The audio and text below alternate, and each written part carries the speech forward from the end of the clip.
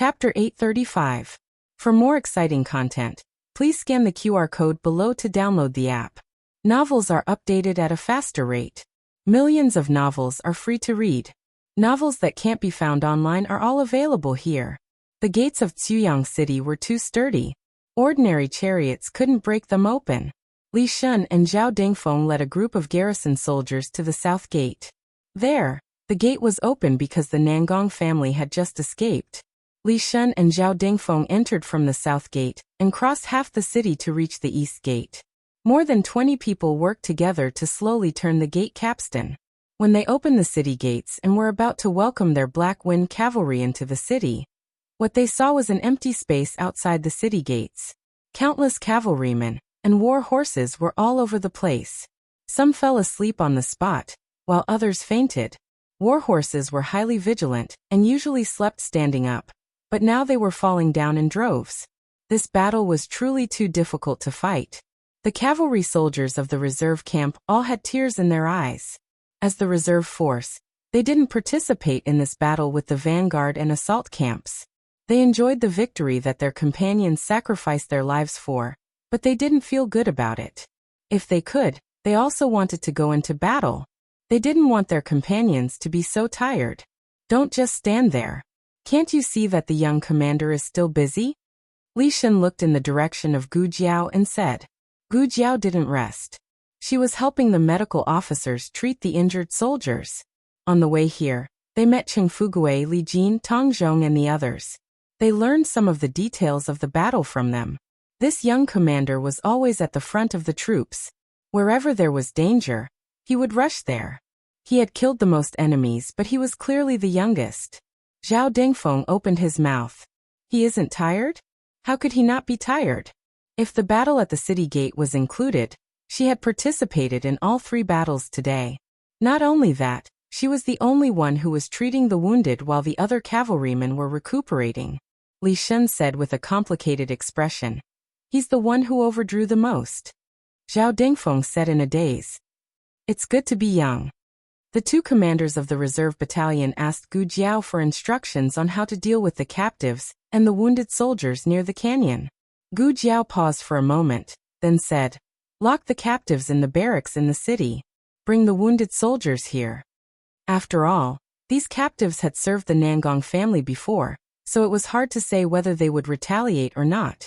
Gu Jiao had considered taking them in, but for the time being, she couldn't risk letting them participate in an important battle. Of course, Gu Jiao could also kill them. Killing prisoners of war was a common practice throughout history, but Gu Jiao did not do so. The right commander of the reserve camp, Zhou Run, asked, then what about their injured soldiers? Gu Jiao said, let their medical officer treat him.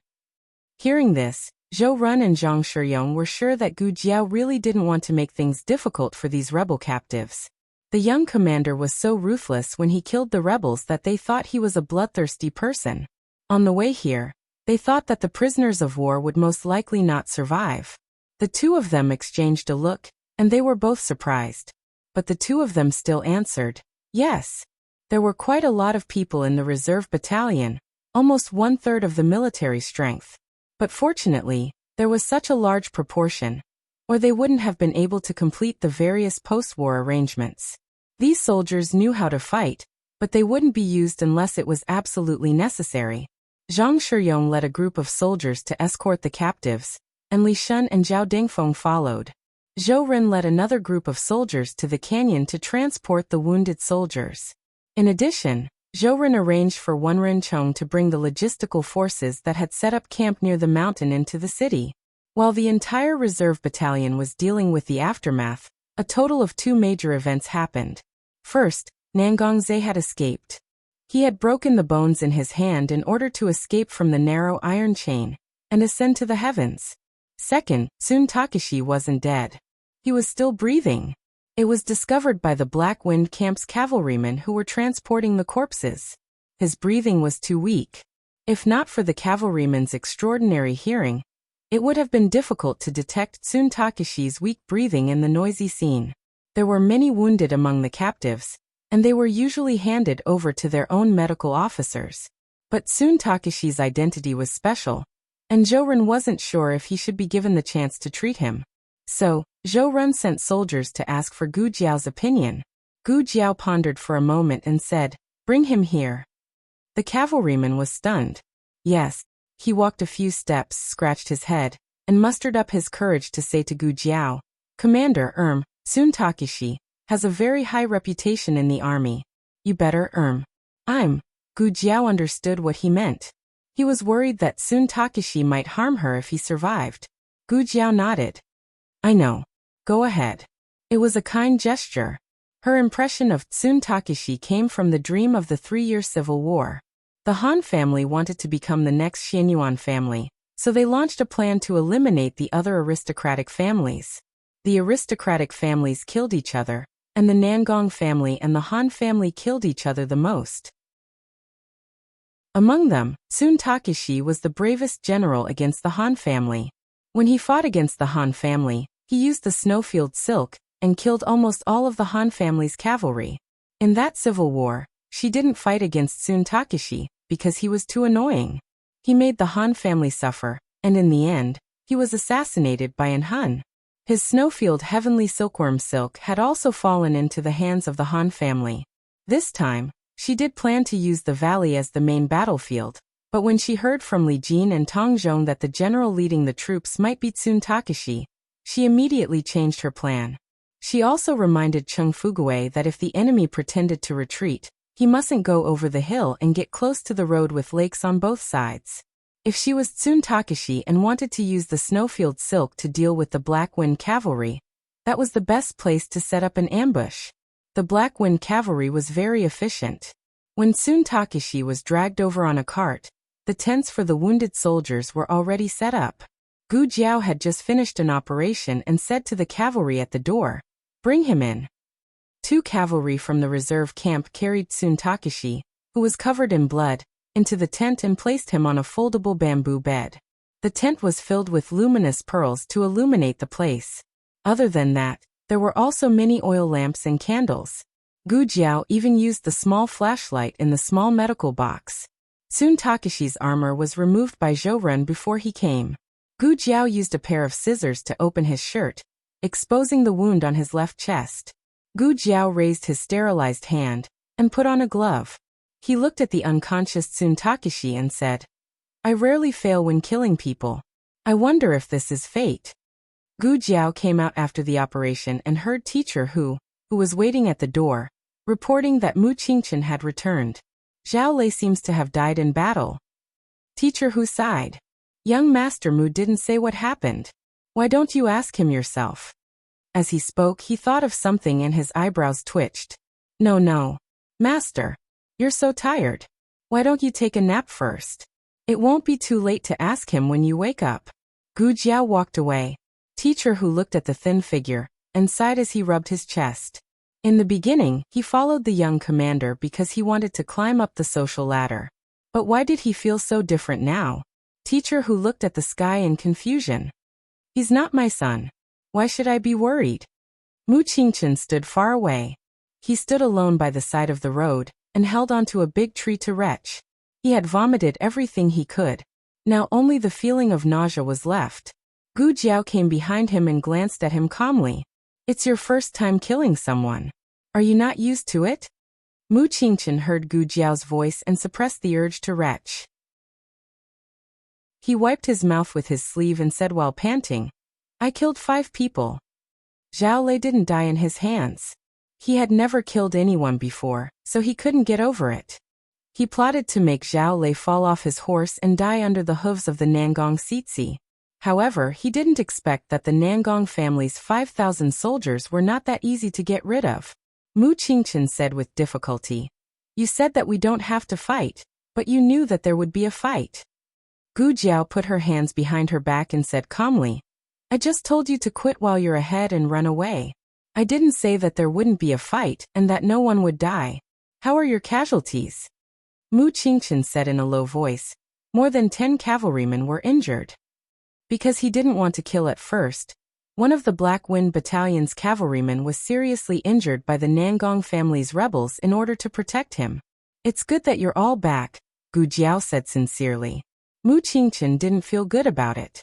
He felt disgusted when he thought of killing people. Did you feel like this when you killed someone for the first time? He asked. I don't remember, Gu Jiao said. I killed too many people. Mu Qingchen looked at her in surprise. Gu Jiao didn't explain. She turned around and walked back. As she walked, she said, You'd better get used to it. There won't be such easy missions for you to practice. The Jin Kingdom's army has broken through Tianshan Pass, and the Liang Kingdom's army will arrive at Yanmen Pass in 3 days. Mu Qingchen, the real battle has begun. Digression, Marquis Xianping. It's so lonely to be invincible, Princess Xinyang. Get lost. Marquis Xianping, okay. Get lost and play with your son. The latest chapter of this book is not finished yet. For more exciting content, please scan the QR code below to download the app. The novel is updated faster. Millions of novels are free to read. There are all kinds of novels that you can't find on the internet. https://www.zhbqg.com/89642_8964286/10582447 HTML Genius memorized the website's address in 1 second. www.zhbqg.com Bkuj mobile reading website. zhbqg.com. Chapter 836. The latest chapter of this book is not finished yet. For more exciting content, please scan the QR code below to download the app. Novels are updated at a faster rate. Millions of novels are free to read. Novels that can't be found on the internet are all available here. At 5 o'clock, all the Black Wind cavalry who were resting on the ground outside the city had woken up. They lined up neatly and stood against the wind. No matter how tired or exhausted they were, once the army was reorganized, they would be able to quickly enter a state of combat readiness. Gu Jiao, who had been busy the whole night and hadn't rested, was riding on the back of the Black Wind King. His red armor was like fire, and the black armor was like a blade. Even the howling wind couldn't blow away the killing intent and fighting spirit of this young man. After yesterday's battle, everyone looked at this young commander in a new light. Whether or not they could trust him with their loyalty was another matter, but they could trust him with their backs. On the battlefield, he was the king. Gu Jiao held the reins with one hand and her helmet with the other. She looked at all the Black Wind cavalry calmly and said, The 10th and 9th rules of the army. Everyone straightened their backs and recited with a magnanimous expression on their faces. Stealing people's belongings and taking people's heads for their own benefit. Taking people's heads for their own merit. This is called a pirate army. Those who break this rule will be beheaded. Wherever you go, you abuse the people. If you force separate women, this is called a traitor army. Those who break this rule will be beheaded. Gu Jiao said, Very good. You are the soldiers of the Great Yan. Xuyang City belongs to the Great Yan. Remember the mission on your shoulders. Don't hurt the people in the city in any way. After saying that, she looked at the Great Yan flag and the Xianyuan flying eagle flag raised high in the cavalry's hands. Enter the city. Nearly 50,000 people entered the city. It was still early, and the people in the city were still resting. The Black Wind cavalry's hooves were very light, and the soldiers tried to minimize the sound of armor rubbing against each other. Even so, when they were halfway through the journey, the people in the city got up early and started to work. When they saw the Black Wind cavalry, they were so scared that they froze on the spot. In the market, a peddler carrying mountain goods whispered to his companion, I told you that I heard someone ramming the gate last night. You didn't believe me. Look, didn't they break in? All the people kept quiet out of fear. The difference between the Black Wind cavalry and the Nangong army was obvious. Firstly, their aura was different. Secondly, their armor and war horses were vastly different. Not to mention that one of the banners in front of the troops was different. Gu Jiao took the lead and walked at the front. She put on her helmet, but didn't put down her mask. Her young and tender face was exposed, along with the birthmark on her left cheek. The commoners were terrified. The Black Wind King was the king of war horses, and its aura was unapproachable. The strange-looking man and his ferocious-looking warhorse made some children cry on the spot. The child's mother hurriedly covered the child's mouth, afraid that the little god of death would be unhappy and kill her son. Gu Jiao didn't mind and continued to ride the Black Wind King forward. Bang! He didn't know who had closed the windows. Bang! Then someone closed the door. The commoners on the street seemed to have finally come to their senses. They carried their children and pushed their stalls, and the lively street was suddenly empty. Advisor who was riding behind Gu Jiao, opened his mouth. "My lady, we don't seem to be very popular. We are the ones who cleaned up the rebels and saved the people of Ziyang City. Shouldn't the commoners line the streets to welcome us?" Gu Jiao said calmly. "In their eyes, we are the rebels."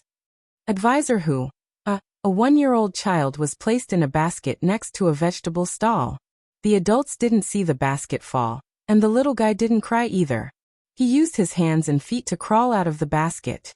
As he crawled, he arrived at the official road. Cheng Fugui was walking at the front of the troops. He hurriedly stepped out, dismounted, and picked up the child. Cheng Fugui didn't look fierce, but he had been in a battle.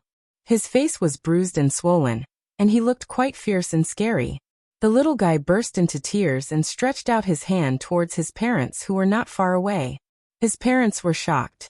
They rushed into the house and closed the door without saying a word. Cheng Fugui was confused. "You don't want your child anymore?" The little guy wailed loudly. His cries were heart-wrenching and soul-stirring. He didn't forget to use his invincible little chubby hand to pull Cheng Fugui's ear. Cheng Fugui cried out in pain. "Ouch, ouch, ouch." In the end, Mu Qingchen came over on his horse. He dismounted and came to Cheng Fugui's side. "Give him to me." The little guy stopped crying as soon as he was in his arms. He was very obedient, and his little fat hand was very quiet. He was indeed a handsome uncle who could even coax a young princess. Mu Qingchen walked over with the little guy in his arms and gently knocked on the door. The couple looked out through the crack of the door. If it were Cheng Fugui, they would be too scared to open the door. Mu Qingchen didn't have much murderous aura, so even if he was wearing armor, he still gave people a sense of elegance and refinement. The couple boldly opened the door. Mu Qingchen returned the child to them. "Be careful in the future," he reminded them. The couple looked at the handsome young man in front of them in a daze. "Ah, yes, yes." Mu Qingchen turned and left, returning to the team with Cheng Fugui. Looking at the unscathed child in their arms, the couple couldn't believe it. The news of Ziyang City being recaptured spread to Tianshan Pass, which was hundreds of miles away. In the mansion of Linfeng City, Old Master Han and his descendants gathered together. After listening to the spy's report, the atmosphere in the parlor was a bit solemn. Old Master Han's eldest son, Han Ye's father, Han Lei, said with emotion, "I didn't expect the Imperial Army to arrive so soon." The silver-haired fifth Master Han sat opposite Han Lei. He said, "The main force hasn't arrived yet. Only the Black Wind Cavalry has arrived." Han Lei glanced at his brother. "That's what I meant. The Black Wind Cavalry is also the Imperial Army." In the past, the Han family had never been so hostile. However, when the war started, everyone was on high alert. Naturally, their emotions fluctuated more than before. Fifth Master Han didn't care about his brother's tone. He only said lightly, 50,000 Black Wind Cavalry, less than 20,000 of them. Even so, they still managed to take down Ziyang City, which was guarded by 80,000 soldiers. Han Lei said coldly, "That was Xiao Liulong's trick." Fifth Master Han said, "All is fair in war. Even Changwei fell. I don't know what our Han family's chances of winning are." Han Lei frowned. "Fifth brother, you're praising others too much. You're diminishing our own morale." Fifth Master Han said lightly, "If it was you, would you be able to lead the Black Wind Cavalry and defeat Changwei's 80,000 soldiers?" Han Lei choked. After a while he mumbled, "That's because the Black Wind Cavalry is powerful." He took advantage of the situation. Speaking of which, the Black Wind Cavalry was trained by our Han family. The imperial court is really shameless. They stole our soldiers and killed our people. Fifth Master Han said calmly, "Have you forgotten? We also took it from the Xianyuan family." Third Master Han was a good-for-nothing. He didn't care about war. He looked at his eldest brother and his fifth brother. He didn't know who to support. Old Master Han stomped his walking stick. All right, both of you, stop arguing. Just one Xiao Lulang and you're already in such a mess. You've really brought shame to the Han family. The Black Wind Cavalry was the strongest army in the Yan Kingdom. It wasn't easy to deal with them. In addition, the Nangong family was careless and underestimated the enemy. That's why they fell into Xiao Liulang's trap. This guy is indeed quite capable. However, his forces are limited. It won't be easy to defend Xuyang City. The Imperial Court's army will arrive in about 10 days. However, the Liang Kingdom's army will break through the Yan Gate Pass in 3 days. The main general of the Liang Kingdom's army is Chu Feipeng. He's a famous divine general. He used to be as famous as Xian Yuancheng. Xiao Lulang will be dealt with by him. After the Black Wind Cavalry entered Xuyang City, Gu Jiao didn't stay in the city lord's residence. Instead, she stayed in the barracks with the soldiers. Mu Qingqian was sent out as a woman's friend to spread the news that the Black Wind Cavalry was a righteous army. Gu Jiao sat in the barracks. She looked at the small wooden tokens on the sand table. Each wooden token represented 1,000 soldiers. They were stationed at the various strongholds in the city. It's still not enough. She rubbed her chin. Once the Liang Kingdom's army attacked, 10 to 20,000 cavalry would not be enough. Especially since the Liang Kingdom's manufacturing industry was very advanced. Their siege chariots were very powerful. They were 3 times more powerful than the Yan Kingdom's chariots. They also used ladders to climb up the city walls. They could pull people up directly. The advantage of cavalry was in attacking the city. It was rare to use cavalry to defend the city. If the Black Wind Cavalry was able to display all their advantages in the battle against the 80,000-strong army of the Nangong family, then the following battle against the Liang Kingdom's army would no longer be the Black Wind Cavalry's home ground. It would be an even more difficult battle. Digression. The third watch is here. Please give me a monthly vote.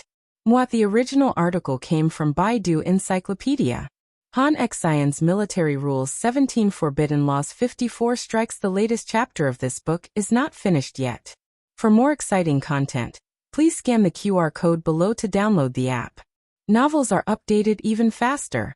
Millions of novels are free to read. Novels that can't be found on the internet are all available here. https://www.zhhbqg.com/89642_896428226/10581826. HTML Genius memorized this website's address. www.zhhbqg.com Bikugo mobile reading website.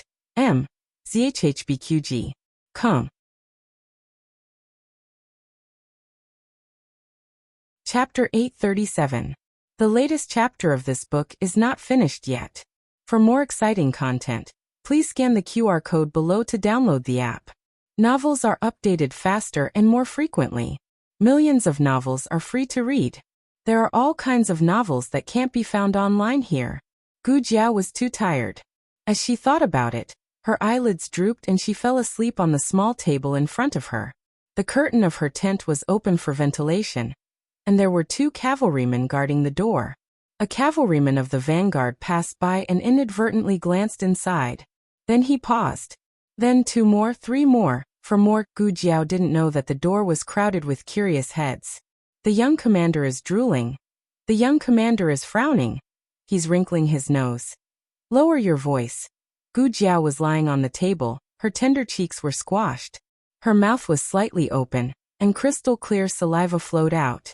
After learning from Wang Man for so many days, Gu Jiao, who had finally learned the essence of it, had no idea that her image as an official had completely collapsed one day. Hey, don't push me, I can't see. A cavalryman muttered. He was almost squeezed out. There were more and more onlookers. Everyone wanted to see the young commander sleep. Speaking of which, it was strange. They were all grown men, so why would they like to look at another grown man? In terms of appearance, Mu Qingqian was more handsome. After all, he was the first young master of Xingdu. But they didn't like to stare at Mu Qingqian. What's going on? What's going on? Advisor who had just come out of the kitchen, was shocked when he saw the door was surrounded by people. He thought that something big had happened in the commander's tent. He asked, but no one paid attention to him.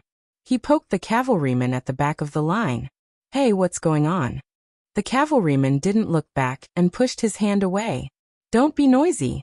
Go away. Advisor whose eyes widened and he gasped. What did this brat say? Who should go away? I'm your uncle who. I'm no longer that nameless and unappreciated advisor. I'm Chief Commander Zhao's most important confidant. I've followed His Excellency everywhere and fought everywhere. My status is very high. Advisor who was furious. He raised his hand, jumped up, and slapped the back of the cavalryman's head. How dare you? The cavalryman turned around and saw that it was Advisor who. He shrunk his neck and pinched his companion's butt. His companion slapped his hand away. What are you doing? I'm looking at the young commander. Cough, cough. He coughed heavily. All the cavalrymen turned around and glared at him. They lowered their voices and said in unison, Shut up. He woke up the little commander. Then they saw Advisor who with a gloomy face. Everyone stood there awkwardly for 3 seconds before they scattered like a swarm of bees. Unable to catch any of them, Advisor who gritted his teeth in anger. A bunch of brats. He stormed into the tent angrily. When he saw Gu Jiao lying on the table, he couldn't help but cover his heart. It can't be right. What kind of immortal commander was this? It was too cute. Gu Jiao slept until the afternoon. Advisor who let down the curtain of the tent. Perhaps the group of brats would see the little commander's squeaky face again. After Gu Jiao woke up, she wiped the corners of her mouth without batting an eyelid, as if nothing had happened. If I'm not embarrassed, others will be embarrassed. Advisor who smiled embarrassedly. Sir, it's still early. Do you want to rest for a while? No. Gu Jiao rubbed her sore neck. How's the situation in the city? Advisor who said, Everything is fine. Don't worry, sir. Thinking of something, Gu Jiao asked, Xuyang City has a governor, right? Advisor who had already gathered all this information. He said, the old city lord was from the Nangong family. After the head of the Nangong family came, he became the city lord himself. When he left, he took the old city lord with him. Gu Jiao nodded. We have to find a new governor to restore order in the city. Advisor who hurriedly said, I'll keep an eye on it. Oh, by the way, sir, when you were resting just now, the medical officer from the casualty barracks came and said that Changwei has woken up. Gu Jiao was surprised. Oh, that's fast. His vitality is not bad. I'll go take a look. Looking at his skinny figure, Advisor who couldn't help but blurt out, Eat before you go. It was the tone of an elder scolding his own child. Gu Jiao, who had already stood up, looked at Advisor who strangely. Advisor who realized what he had said in a moment of desperation. He was so scared that he trembled and lowered his head. I meant you haven't eaten anything for the whole day. Changwei isn't worried. He won't die anytime soon anyway. Sir, why don't you go after dinner? Don't punish me, don't punish me. It wasn't easy for me to make a name for myself. Don't make me sit on the bench again. Oh, okay. Gu Jiao sat back down on the cushion. Advisor who clutched his chest in shock. He almost thought that he was going to die. Gu Jiao's meal was simple.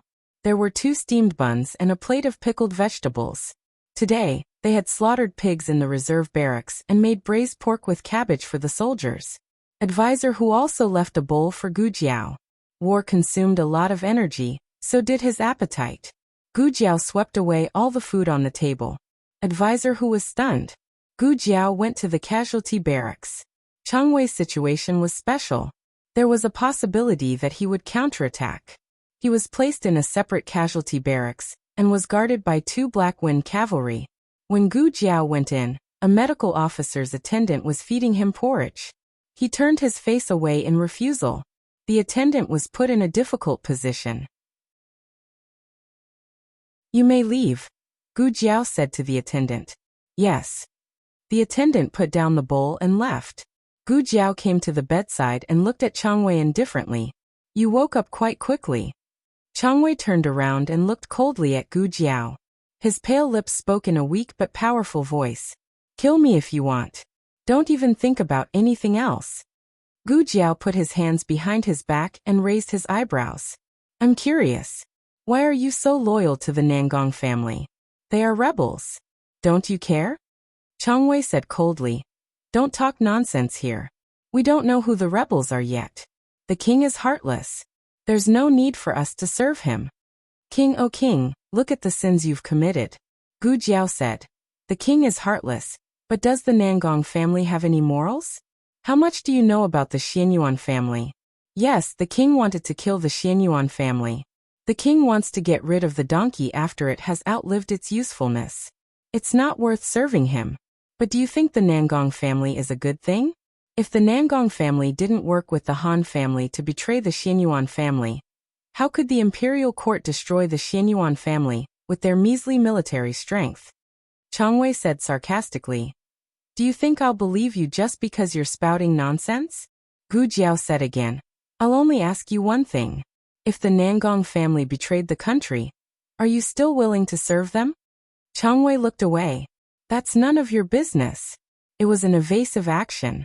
It seemed that the only reason Chang Wei served the Nangong family was because he was grateful to the Nangong family for recognizing his worth. The rest was because he was dissatisfied with the king's cruelty. However, he didn't seem to have any intention of betraying the country. He also didn't know that the Nangong family had plans to collude with the country of Liang. It was too late to look for evidence now. She only had 3 days to make Chang Wei believe her. If Tsun Takeshi was still unwilling to fight the enemy with her after 3 days, then Xuyang City would most likely be lost. South of the country of Yen, Dukan and his great-aunt wanted to reach Chishui Pass as soon as possible. After leaving Hu City, they chose to travel by sea. Wang Su followed them. They boarded the Navy warship at the Yamen port. If the journey went smoothly, they would reach Chishui Pass within 5 days. His great-aunt was obviously dissatisfied with the progress. She was worried sick about Jiao Jiao. She didn't know how much hardship she had to go through, how many battles she had to fight, how much blood she had to shed, and how many injuries she had to suffer. Is there a shortcut? She asked. The old chancellor asked in the language of the Yen kingdom. Wang Su already knew that they were the distinguished guests of the duke's public house. He cupped his hands politely and said, There is, but it's a bit risky. That place doesn't belong to the sea area of the Yen kingdom. We almost never go there. His great-aunt glanced at him. The old chancellor immediately understood, and continued to ask Wang Su in the language of the Yen kingdom. How fast can we go there? 2 days, Wang Su said. We'll go there. His great-aunt said decisively. Wang Su looked at Dukan who was opposite him. Dukan wrote, agreed. He was worried that Gu Jiaojiao had the same feeling as his great-aunt. 3 days was nothing in a peaceful area, but in the border where the flames of war were spreading, it was the life and death of tens of thousands. Dukan was the imperial envoy. Wang Su had no choice but to listen to him on important matters. He said unwillingly, but if something happens on the way, don't regret it. Wang Su's jinx came true in the afternoon when they took the shortcut.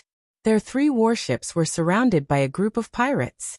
The pirates were all tall and strong. They were incomparably brave. The military forces on the warships were almost powerless in the hands of these valiant pirates. Finally, the pirates broke through the blockade of the warships and stepped onto the warship that Dukan and the others were on. The pirate leader raised the machete in his hand. Brothers, go. Kill all their men. Snatch all their women. Capture all their children. This person was 7 feet tall. He had a strong body and a strong aura. He wore a small cloth over his right eye. Everyone thought of the pirate one-eyed dragon at the same time. He didn't make a move himself. However, one of his subordinates was very fast and had very high martial arts. He knocked down 2 or 3 people with one punch. Not long after, all the guards on Class A were thrown into the sea. Wang Su pulled out his long sword and slashed at the back of the little pirate.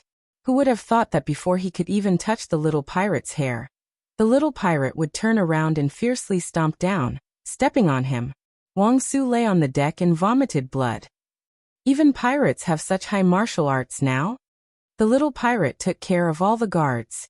The pirate leader raised the corner of his beautiful lips and came to Wang Su without restraint. He said in the language of the Yin Kingdom that he wasn't very familiar with. Robbery. Gold handed over. The little pirate stepped on Wang Su's face expressionlessly. Wang Su gritted his teeth and said, I won't hand it over, even if I die.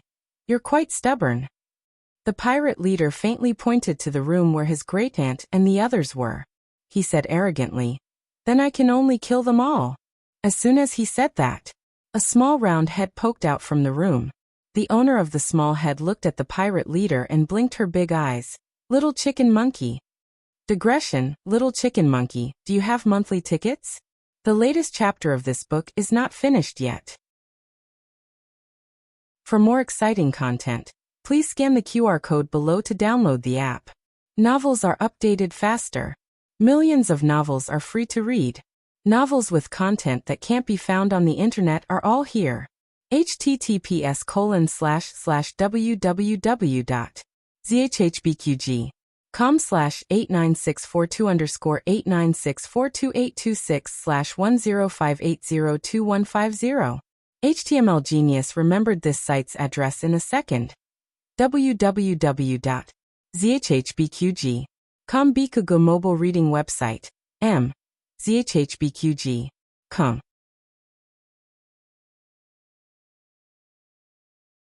Chapter 838. The latest chapter of this book is not finished yet. For more exciting content, please scan the QR code below to download the app. Novels are updated at a faster rate. Millions of novels can be read for free. Novels with connotations that can't be found on the internet can be found here. This little chick monkey was simply a demon's voice. A certain one-eyed pirate leader's body trembled. It can't be? How could it be this guy? Also, how could he still be recognized when he was already armed to this extent? You've got the wrong person. The one-eyed pirate leader refused to admit it. He turned around and strode towards the guardrail. He wanted to get off the ship. Once the news of him robbing his own people reached his son's ears, his son would be angry with him. He hooked his finger at the little pirate and said, Retreat. Little Jing Kong ran out and said, Little chick monkey, why are you leaving? The one-eyed pirate quickened his pace and strode forward, adhering to the principle of it's not my fault if I'm not caught. Who would have thought that at this moment, the little pirate's marbles would fall out and clatter at his feet? He stepped on it and fell face first onto the ground. My waist, Chongjing, can't you not cheat your master for a day? Chongjing looked at Marquis Xianping with disdain. He picked up the marbles on the deck and rubbed them on Marquis Xianping's trousers. Then he put the clean marbles back into his brocade pouch. Brother Chongjing. Little Jing Kong came to Chongjing's side, raised his little head and stretched out his little fist. Long time no see. And Jing Kong, long time no see. Chongjing nodded and stretched out his hand to punch little Jing Kong. Wang Su was dumbfounded. What's going on? Do you know each other? What dialect are you speaking? Why can't I understand? Little Jing Kong was an ordinary little language genius. He switched seamlessly to the Zhao language, so of course Wang Su couldn't understand. However, the people in the room understood. The old chancellor walked out with a sullen face. Marquis Xianping. How dare you leave your position as a marquis and become a pirate on the sea? He even said something like, kill all their men, steal all their women, and catch all their children. Listen, is this something that a marquis of a country can say? He was a living pirate. Is this what you got from suppressing the bandits at sea last year? Instead of learning the good stuff, why did he learn the words of these bastards? Marquis Xianping had already calmed down, and he slowly climbed up from the ground. He dusted his sleeves in a dignified and elegant manner and smiled. Chancellor Hua, long time no see, how have you been? I'm just, the old chancellor interrupted his words and continued on his behalf. It's just pretending to be a pirate to test the military strength of our warship. However, it seems like this military strength isn't enough. I still have to go out personally to escort you. Marquis Xianping's mouth twitched. No wonder you're a storyteller. How did you manage to guess such an excellent line? Marquis Xianping hurriedly changed the topic. Speaking of which, why are you on the Yin Kingdom's ship? You are the chancellor of Zhao country. It is not appropriate for you to appear together with the officials of Yan country. His ability to play the blame game has improved. Unfortunately, Marquis Xianping, the person you are facing this time is not me. The old chancellor stepped to the side. From the side room, Empress Dowager Zhuang walked out majestically. Marquis Xianping's gaze trembled. He looked at the old chancellor and then looked at Empress Dowager Zhuang. No way, the two of you eloped, the old chancellor exploded on the spot. It's not what you think. Marquis Xianping looked at him strangely. If it's not, then it's not. Why are you so agitated? The old chancellor raised his hand and tidied up his lapel. Am I agitated? Aren't you the one who ruined the Empress Dowager's reputation? Marquis Xianping squinted his eyes. Granduncle? The old chancellor replied instantly. What? Marquis Xianping he. Wang Su didn't understand the language of Zhao country. He only saw them talking back and forth and didn't know what they were talking about. Empress Dowager Zhuang looked at Marquis Xianping deeply. Come with me. Marquis Xianping followed the Empress Dowager into the side room. Wang Su supported himself on the deck and stood up. He looked at the little pirate who was skilled in martial arts, and then looked at the big pirate who seemed to listen to the Empress Dowager. He felt a throbbing pain in his chest. What kind of people were these? If he had known, he wouldn't have exchanged missions with the Feng family's kid. He should have followed the emperor's grandson to Qin country. Chang Jing and little Jing Kong stayed on the deck to play marbles. Marquis Xianping followed the Empress Dowager into the side room for discussion. There were two familiar faces sitting inside, Gu Yan and Gu Xiaoshan. Madame Nan and Master Lu had some private matters to attend to in Chengdu, so they didn't come back with them. There was also an unfamiliar man in a wheelchair. Gu Yan and Gu Xiaoshan didn't speak. They knew that Marquis Anghua was proficient in 6 languages. No matter what they said, they would be exposed. They simply didn't greet Marquis Xianping, and just looked at him with their eyes. Empress Dowager Zhuang said lightly, "We're all on the same side. There's no need to be restrained. This is Marquis Xianping of Zhao country." She introduced him to Marquis Anghua, and then said to Marquis Xianping, "Marquis Anghua of Yan country, Jiao Jiao's adoptive father." His daughter-in-law had an adoptive father in Yan country? Marquis Xianping instantly became polite. He smiled and said, "Marquis Anghua, I've heard a lot about you." Marquis Anghua wrote in Zhao country's language on the armrest, "Marquis Xianping, I've heard a lot about you." He really heard a lot about you. 20 years ago, this guy was on the beauty list of the 6 countries. Who didn't know you? You can even write backwards. Marquis Xianping admired him. "Sit down," Empress Dowager Zhuang said. Marquis Xianping sat down. He looked at Gu Xiaoshan and said, "You've grown taller." Then he looked at Gu Yan and asked, "Have you recovered?" His essence, energy, and spirit were all different. Gu Yan said with pride, "I've recovered. My sister cured me." Marquis Xianping nodded and said, "My daughter-in-law is amazing." "Don't be so fast. She's not your daughter-in-law yet." If it weren't for the occasion, Marquis Anghua would have written this sentence on the armrest. However, there were priorities. Now was not the time to care about love. Gu Jiao's life was the key. The purpose of his expedition to the east was to negotiate peace with Zhao country. To be able to see Zhao country's generals ahead of time was a rare opportunity for him. "My identity you must have guessed a bit," Empress Dowager Zhuang said to Marquis Anghua. Marquis Anghua looked at Marquis Xianping. He dipped his finger in water and wrote on the armrest, "Zhao country, Empress Dowager Zhuang." Along the way, he had a few guesses. He only confirmed it just now. To be able to make Marquis Xianping bow. Other than the Emperor of Dezhou, there was only the Empress Dowager Regent. Empress Dowager Zhuang also introduced the old chancellor. His surname is Hua. He is the chancellor of Zhao country's Imperial College. He had heard a bit about Zhao country. Empress Dowager Zhuang and Chancellor Hu were mortal enemies. Even if a knife fell from the sky, the two would not mix. Thus, Marquis Anghua really did not guess that the other party was the old chancellor. Empress Dowager Zhuang said faintly, "Next let's talk business. I'll keep it short. The reason we came to Yan country was because we were worried about the children." Marquis Xianping looked around. Ahing is not on the boat, Empress Dowager Zhuang said. Where did he go? Marquis Xianping asked.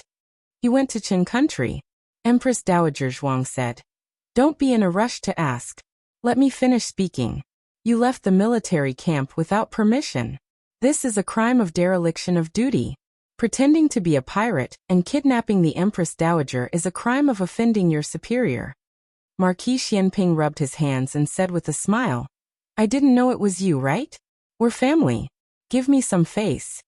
Empress Dowager Zhuang said in a low voice, I cannot look into your matter, but the matter of Jiao, do you want to care about it? Marquis Xianping said with a smile that was not a smile. Oh, what happened to that girl? Empress Dowager Zhuang saw his appearance and knew that he really did not know what happened in Yan country. He could not be blamed. But when she thought of the abyss of suffering in Jiao, this guy still had the mind to rob at sea. She really wanted to give him a big slap. Empress Dowager Zhuang suppressed her anger and said seriously, she was surrounded by the rebel army of De Yin and the army of Jin and Liang. She will not be able to hold on for much longer. Marquis Xianping's smile became cold. His eyes gradually became dangerous. Empress Dowager Zhuang sighed. Many things happened in between. In a moment, Chancellor Huo will explain everything to you. In short, you came to attack De Yin this time. You are not attacking anyone else. You are attacking Ahing and Jiao. Marquis Xianping. Empress Dowager Zhuang glanced at him and said with a calm expression, also, I should congratulate you. Your son is still alive. The one that Princess Xine Yang gave birth to. Marquis Xianping again. Empress Dowager Zhuang ignored Marquis Xianping's shock and asked, who are you going south with this time? Without waiting for Marquis Xianping to speak, a certain Grand Marshal's devilish laughter came from the deck. Ha ha ha ha ha. Old Xiao. Today, we robbed another fat fish. Our army's pay has increased again. This method of raking in soldiers' pay is not bad. Later, we will help De Yin in the name of suppressing the bandits. We will have them pay us a bit more for suppressing the bandits. We will gain both fame and fortune. Ha ha ha ha ha. Gu Yan and Gu Shaoshan looked sympathetically at the door. The unlucky guy who had fallen without even making an appearance. The two silently counted in their hearts, 1, 2, 3. The burly Tang Yushan boldly and decisively walked into the room. He laughed loudly 3 times, but on the 4th time he suddenly choked. Then he could no longer laugh. Digression. Empress Dowager Zhuang, how did you lead my Grand Marshal astray like this? Marquis Xianping. Cough, maybe it's talent? The newest chapter of this book is not finished yet. For more exciting content, please scan the QR code below to download the app. Novels are updated even faster.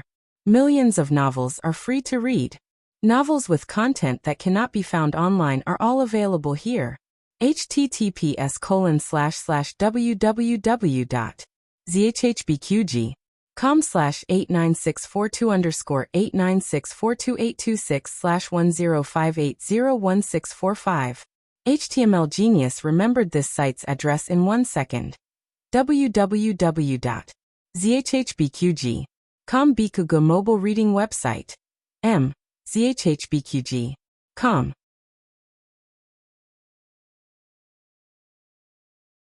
Chapter 839. The latest chapter of this book is not finished yet. For more exciting content, please scan the QR code below to download the app.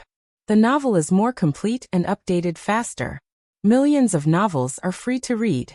There are all kinds of novels that can't be found on the internet here. I'm in the wrong place.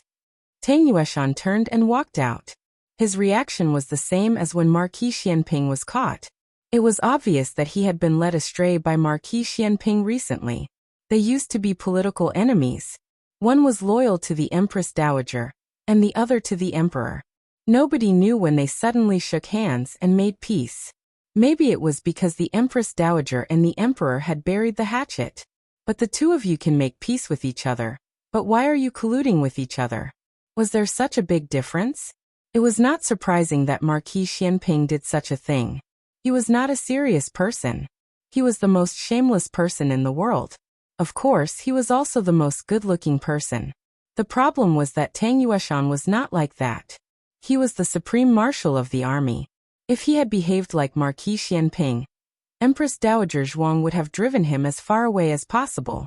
Tang Yueshan and Marquis Xianping were dressed in the same way. Even the essence of one-eyed dragon was gone. The difference was that Marquis Xianping covered his right eye and he covered his left. In addition, Marquis Xianping was dressed as an unruly and handsome pirate. Tang Yueshan was only unruly. Seeing Tang Yueshan, Marquis Xianping remembered that he had not taken off his eye mask. He hurriedly took it off. Once he did, his appearance was revealed. Dukan finally understood who Shang Guanqing looked like. It seemed that not only the appearance but also the character was exactly like him. Marquis Xianping turned his head and smiled calmly. "Old Tang, come here. Come here, my ass. Why didn't you say that the Empress Dowager was in there? It's all your fault. I said to rob the merchant ship, but you had to rob the warship of the government."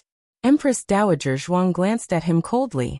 Tang Yueshan's heart skipped a beat. Empress Dowager Zhuang said lightly, "Tang Yueshan, you are bold. Who is the fat fish? Tell me." Ah. Tang Yueshan was not as eloquent as Marquis Xianping. His voice was stuck in his throat. He was puzzled. Why was it that when he and Marquis Xianping robbed Great Yan's warship, they could rob Empress Dowager Zhuang? The old chancellor was also there. There were also two faces that he seemed to have seen before but wasn't sure about. There was also an unfamiliar man sitting in a wheelchair. Wow. Could it be that the Empress Dowager was kidnapped by the people of the Great Yan, and he was the one who did it? You're thinking too much. There isn't. Empress Dowager Zhuang hit the nail on the head. Tang Yueshan lowered his head and cupped his hands pitifully. "Greetings, Your Majesty." Humph. Empress Dowager Zhuang snorted. Tang Yueshan glanced at Dukan listlessly. Who is he? This man looked the weakest in the room, but his aura was the strongest after Empress Dowager Zhuang and Marquis Xianping. Empress Dowager Zhuang was not in the mood to introduce them to him one by one. Marquis Xianping was very happy to share Empress Dowager Zhuang's worries. Marquis Xianping introduced him with a smile. "This is Dukan of the Great Yan, my in-law." Tang Yueshan was confused. "I haven't seen you for a while. How come you robbed your in-law?" Marquis Xianping was speechless. After they got to know each other, Tang Yueshan asked the two little guys about them. When he learned that they were the little girl's younger brothers, he generously took out 2 jadeite and golden balls and gave them to play with. Gu Yan didn't take them. Tang Yueshan didn't realize what Tang Ming had done to Gu Xiaoshan until Gu Yan took Gu Yan out of the room. You would never know how painful it was until you hit your own feet with a brick. Now that it hit him, he had mixed feelings. Of course, the most important thing now was how to reinforce Gu Jiao. Gu Jiao's situation was too difficult. Although they were rushing east, the battle reports from the west were constantly sent by pigeons. They already knew that Gu Jiao led the Black Wind Battalion to take Cuyang City alone. Cuyang City was the fortress of Yanmen Pass, where 80,000 rebels of the Nangong family were stationed.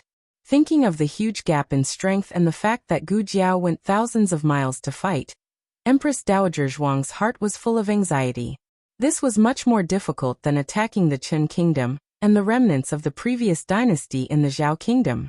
Fortunately, Gu Jiao only acted secretly at that time. There were many main combatants including Tang Yueshan, Marquis Ding and Gu Chao, Gu Chongqing, and the generals at the border. The people also lined the streets to welcome her. It was a battle of unity between the people and the people. Right now, her Jiao was facing a besieged situation. The old chancellor told the two of them about all the things that happened in the Yan kingdom, including the reason why the children went to the Yan kingdom was to treat Gu Yan's illness, Xiao Heng's identity and Xiao Qing who was still alive. After that, he also talked about Gu Jiao's various encounters in Chengdu. To be exact, it was a mess. With her own strength, she caused a stir in the whole circle, killed Nangong Li, and stirred up the water in the pool of Chengdu. Marquis Xianping and Tang Yueshan listened and nodded with pride. She is so good at stirring up trouble. She is indeed my son brother, and daughter-in-law brother. The old chancellor was speechless. The amount of information was too much for them to digest. But it didn't matter. A woman's heart was a cupboard that piled everything together. A man's heart was a drawer that could store different things and emotions without affecting each other. It was the same for them to digest it one by one on the way. Tang Yueshan cleared his throat and decisively betrayed his friend for glory. Empress Dowager, in fact, we are not the only ones here. Empress Dowager Zhuang frowned. Who else? Marquis Xianping and Tang Yueshan were already shocking enough.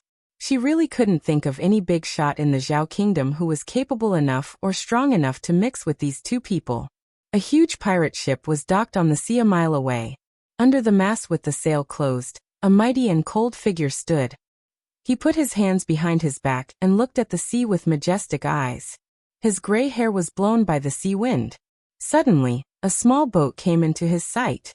The boat was very fast and soon came to the warship. He didn't mean to put down the rope ladder, and the people on the boat were not in a hurry. They easily jumped onto the tall warship with Qing Gong. Old Gu. Tang Yueshan strode toward him and patted him on the shoulder. I asked you to come with me, but you didn't. You missed a good show. The old marquis glanced at Tang Yueshan lightly. Take your hand away. In terms of official position, Tang Yueshan was above him. But this time, His Majesty appointed him as the main general in the south. If there was a war, Tang Yueshan had to listen to him. He didn't want to participate in the robbery of Tang Yueshan and Marquis Xianping, but he wouldn't strictly forbid it. First of all, with Marquis Xianping's virtue, he absolutely couldn't forbid it. Second, there were no fish in the clear water. After so many years of ups and downs in the officialdom, the only thing he could do was to keep his nature unchanged. But if he couldn't tolerate any sand in the bottom of his eyes and dealt with people he saw, it was either he killed them all or they killed him. He wouldn't be so upright and outspoken. He came here to watch the two and make sure they didn't go too far. For now, it seemed to be working well. The two were restrained and didn't make too much trouble. Marquis Xianping smiled. Old monkey. The old marquis's heart skipped a beat for no reason. What trouble did you make this time? What trouble can I make? Marquis Xianping spread out his hands. I just robbed Empress Dowager. The old marquis staggered and almost fell into the sea. He looked at Marquis Xianping in disbelief. What did you say? Empress Dowager, Tang Yueshan added. Not only Empress Dowager, but also your precious grandson. But you may not be able to see him. We have a new task and have to set off immediately to reinforce the Yan dynasty's cavalry. I forgot to mention it's your granddaughter. The old marquis frowned. Tang Yueshan had been completely led astray by Marquis Xianping. He didn't mind watching the fun. What? Do you still want to pretend that you don't know? Gu Jiao had been away for a long time. Many things had happened in the Zhao kingdom, including various legends and rumors about her. Of course, the old marquis didn't care about these. Even when Gu Jiao was conferred as the protector of the country, the emperor tried to cover her little identity in front of the old marquis. However, Marquis Gu held Gu Xiaobao and lectured him, saying things like, "Don't learn from your sister when you grow up. You think you're so great just because you know a little martial arts and know how to fight. You bully her father every day," and so on. The old marquis, who went to visit Gu Xiaobao, heard these words. When the old marquis asked, Gu Jiao's horse fell off the horse. She knew martial arts, and this alone couldn't escape. In addition, there were all kinds of masks in her room that the old marquis was familiar with. Yaosher didn't have time to hide, so it was confirmed. The old marquis said coldly, I don't have such a rebellious granddaughter. A girl should act like a girl. How could she play with swords and spears all day long?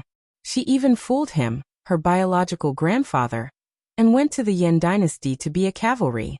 It was unreasonable. Tang Yueshan looked at Marquis Xianping. Old Xiao, he won't go. Marquis Xianping casually rolled up his sleeves. Okay, then let's go. Tang Yueshan nodded. The next second, they raised their hands together, one on each side, and blocked the old marquis's arms. The old marquis was suddenly dragged back, and he glared at them. What are you doing?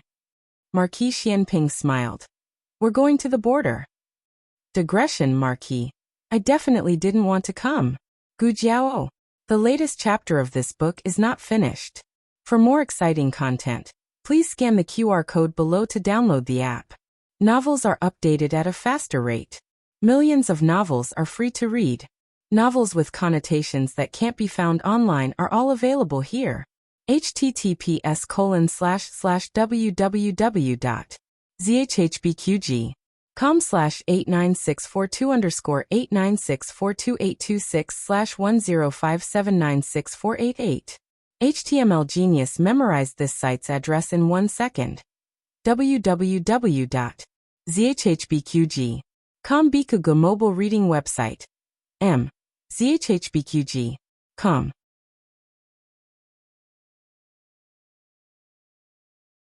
Chapter 840. Please scan the QR code below to download the app for more exciting content. Novels are updated faster. Millions of novels are free to read. Novels with content that can't be found on the internet are all available here. In the wounded barracks of Zhuyang City, Gu Jiao had just finished distributing the anti-inflammatory medicine and wound balm to the medical officers. Based on the experience of several battles, the demand for these 2 herbs was huge. The small medicine box provided a considerable amount of them. Before they came, the State Preceptor Hall also gave them a large number of self-made pills and ointments. On the way here, Gu Jiao also collected a lot of herbs. The 30 medical officers were very busy in the wounded barracks. Although they didn't directly participate in the battle, in fact, they were at the rear of the battlefield. A steady stream of wounded soldiers was sent there. Like all the cavalrymen, they had experienced a very tiring day and night. Some medical officers couldn't stand it anymore and fell asleep on the ground. Some of them lay on the table and closed their eyes. The medical officers who could barely stand it had huge dark circles under their eyes. They changed the dressing of the wounded soldiers, examined them, and operated on them. Go to the city and summon some doctors. After coming out of the wounded barracks, Gu Jiao ordered Advisor Hu. Advisor Hu replied, yes. The military barracks were very efficient places. Some things couldn't be done in the local government office in 10 days or half a month. In the military barracks, orders must be carried out and results must be carried out. On the first night, Advisor Hu went to the city to summon more than 30 doctors. In addition, the new mayor of the city was decided. His surname was Qian and his name was Wang. He had been the local governor. He was upright, but he wasn't a trusted follower of the Nangong family. Therefore, he hadn't been valued. The Nangong family didn't take him with them when they abandoned the city. Gu Jiao temporarily appointed him as the new mayor of Zhuyang City. At about 9 o'clock, Mu Qingchen dragged his tired body back to the barracks. He thought that it would be easy without killing people. He didn't expect that dealing with a group of people, mostly women and children, would be very tiring. His throat was on fire. Gu Jiao leaned against a big tree at the entrance of the barracks. She looked at him with her arms crossed. Well done, Director Mu. Let's continue tomorrow. What, master? Mu Qingchen asked in a hoarse voice. Yes, director. The director of the Women's Federation and the director of the subdistrict office, Gu Jiao added in her heart. She looked at him with bright eyes. It's okay. You can go and rest. The way you look at me always makes me feel like something bad is going to happen. However, Mu Qingchen was too tired. He couldn't care less about what Gu Jiao was thinking. He returned to his tent with a gloomy face and immediately fell asleep. For the past 2 days, Gu Jiao did not issue any orders, only allowing the soldiers to recuperate and rest. On the night of the second day, she called the 6 commanders and Mu Qingchen into her tent to discuss with them how to deal with the enemy. A sand table was placed on the table in the center of the tent. On the sand table, there were small wooden plates that represented the military strength and the city. Gu Jiao pointed to a valley at the border of the 2 countries. This is the Swallow Gate Pass. Originally, there was a camp set up in the valley, and there was a checkpoint. In order to facilitate the invasion of the Liang Kingdom's army, the Nangong clan removed the checkpoint, and the defensive measures of the camp were all destroyed. This place could no longer be defended. Therefore, Zhuyang City became the first barrier to stop the Liang Kingdom's army. No matter what, we have to defend Zhuyang City. Everyone agreed with the young commander's words. Cheng Fugui's arm was hanging on his neck with gauze. He gritted his teeth. The Nangong clan's children have no assholes. How could they do such a despicable thing like betraying the country? Don't let me catch them again. Otherwise I'll kill them all. Li Jin was the calmest among them. He looked at the sand table and pondered for a while before asking. They will arrive at the Swallow Gate Pass tomorrow. That's right, Gu Jiao said. However, they are the same as us. After a long journey, their army is tired. They won't attack the city immediately. They will rest for at least a day. This is our opportunity. Li Jin asked. Commander, you mean? Gu Jiao said. We can't just sit and wait for death. The most optimistic situation is that Chang Wei is willing to take the tens of thousands of captives in the city to fight the enemy with us. The worst result is that the city is on fire. Cheng Fugui frowned. Will Chang Wei take the opportunity to rebel? Li Jin said. We can't rule out this possibility. Cheng Fugui hurriedly said. Why don't we just kill him? Everyone looked at Gu Jiao. They also felt that Chang Wei was a huge threat. It was better to kill him to prevent future troubles. Gu Jiao said seriously. If it really comes to that and we need to fight with the entire army, I will definitely kill him before we go. Hearing Gu Jiao's words, everyone was relieved. Everyone saw how fierce the young commander was on the battlefield. He would never go back on his words and be soft-hearted. Li Jin said again. Commander, you said that we can't just sit and wait. Do you already have a plan? Gu Jiao said. The Imperial Army will arrive in more than 10 days. We have to delay the attack of the Liang Kingdom's army. Zhang Shiyong, the left commander of the reserve camp, slapped his thigh and said, I know. Burn their food. Zhou Ren, the right commander of the reserve camp, glared at him. Why do you only know how to burn their food? Who will burn it? You? Zhang Shiyong puffed out his chest and said, I will go. You are all fighting at the front line, but I can only guard the captives in the reserve camp. I have long wanted to fight with them. Gu Jiao picked up a small wooden tablet and inserted it in the north of Ziyang City. She said, This is the new city. It just took the initiative to surrender to the Nangong family a few days ago. After the Nangong family left Ziyang City, they should have gone to this place. There are not many guards in the new city. If the Liang Kingdom's food is burned, they will definitely go to the new city to plunder the food. Whether the Nangong family cooperates or is forced to pay tribute, they will not use the food.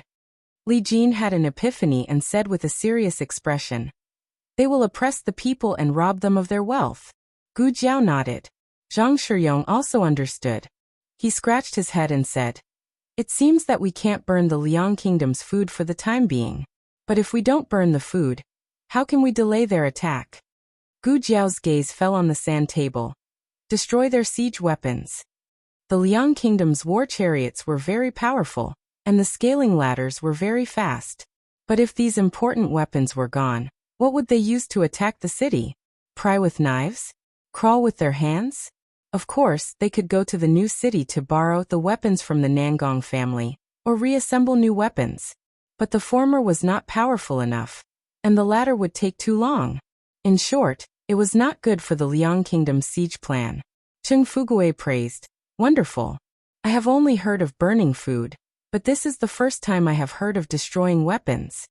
The main reason was that weapons were not easy to destroy. They burned slowly and could not be cut. Often they would alert the enemy before they could be cut twice. But now they had a secret weapon that could destroy weapons. Snow Domain Heavenly Silk, which could definitely cut them without leaving a trace. There were a total of 5 pieces of Snow Domain Heavenly Silk, 1 for each person. Including the scouts, there were a total of 11 people. This was a suicide squad. Because it was too dangerous, there was a possibility that they would not be able to return at any time. I'll go. Cheng Fugui stood up and said. Gu Jiao looked at his hanging arm. You guys won't go tonight. Zhou Ren, Zhang Shiyong, you go and call Wenren Chong, Zhao Dengfeng and Li Shun.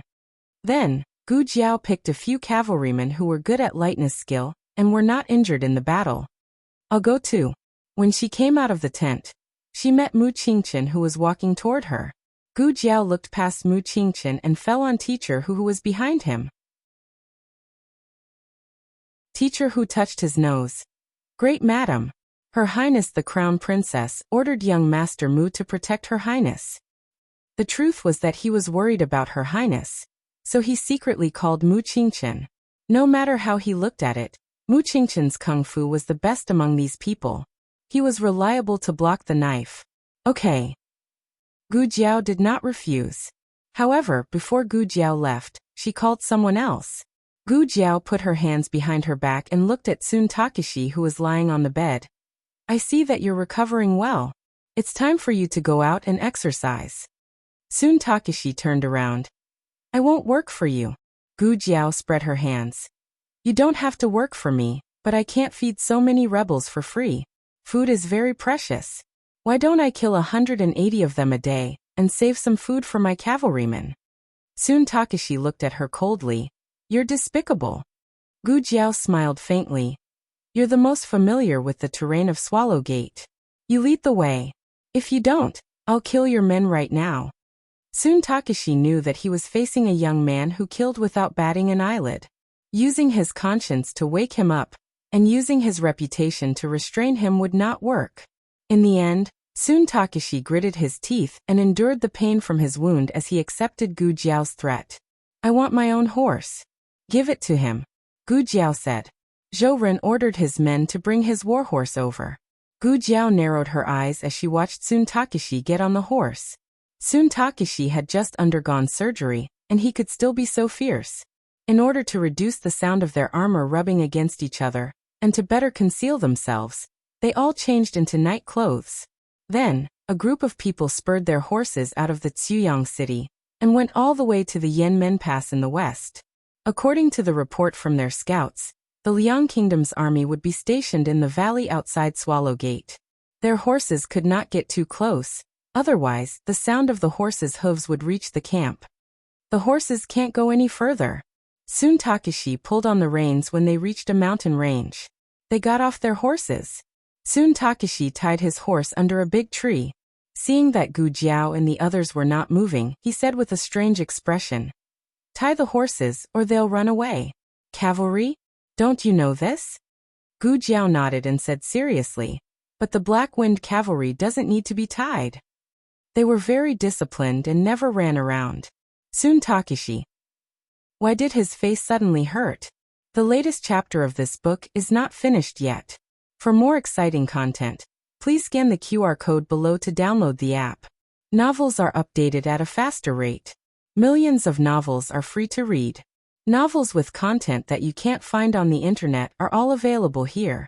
https://www.zhbqg.com/89642_8964286/1057788868. HTML Genius memorized this website's address in 1 second. www.zhbqg.com Bikuj mobile reading website. zhbqg.com.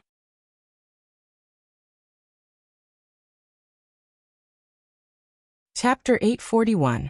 The latest chapter of this book is not finished yet. For more interesting content, please scan the QR code below to download the app. Novels are updated at a faster rate. Millions of novels are free to read. Novels that can't be found online are all available here. That sentence was not the most fatal. Gu Jiao shrugged and said, Actually, it's fine if you don't tie it up. The Black Wind King will keep an eye on your horse and not let it run around. His own horse had to be tied up to prevent it from getting lost, but other people's horses could not only discipline themselves, but they could also discipline other people. Other horses. Sun Takashi felt a blow to his soul. He did not want to talk to this kid anymore. Sun Takashi walked forward with a dark expression. Gu Jiao followed behind him with his head held high. Mu Qingchen cautiously observed the surroundings, and also strode forward to catch up. Sun Takashi snorted. Kid, aren't you afraid that I'll set you up? Gu Jiao said casually. If I don't go back, the tens of thousands of captives in Ziyang City will all die with me. You can calculate that yourself. Sun Takashi gritted his teeth. How can you be so cruel at such a young age? Gu Jiao smiled faintly. Thanks for the compliment. Sun Takashi almost choked on his words. Generals often had bad tempers. This was a double-edged sword. It could stimulate their combat power and fighting spirit on the battlefield. The downside was that they would be easily angered off the battlefield. Soon Takeshi was heavily injured. For the sake of his own life, soon Takeshi decided not to talk to him anymore. The group went around a hill and came to a narrow stream. In front of them was the valley where the two countries intersected. The Liang Kingdom's army had set up camp here. They had obviously just arrived and were still tidying up the place. "We'll go after they sleep," soon Takeshi said. "Okay," Gu Jiao replied. Soon Takeshi realized that he had used the tone of a general. This cruel kid did not seem to think that there was anything wrong with being ordered around by a captive. He did not get angry or refute. The group lay in the grass behind the rocks. It was late autumn in the 9th month of the lunar calendar. The night wind at the border was chilly. It made their hands and feet feel cold. The ground was cold as well. Mu Qingchen subconsciously touched the back of Gu Jiao's hand and whispered, "Why is it so cold?" "Is it cold?" Gu Jiao didn't feel it. Mu Qingchen wanted to take off his outer robe and give it to her, but he was wearing night clothes. "They're asleep," Gu Jiao suddenly said. Mu Qingchen looked in the direction of the voice and saw that the last group of soldiers from the state of Liang had also entered the tent. Only 100 soldiers were left to patrol in different places. After observing for a while, they had a rough idea of the patrolling route. Seizing a wrong peak, a group of people sneaked into the camp of the Liang army. Their weapons were in the supply camp at the back of the camp, and so were their provisions. The moon was dark and the wind was strong. It was a good time to burn the provisions, but unfortunately they couldn't.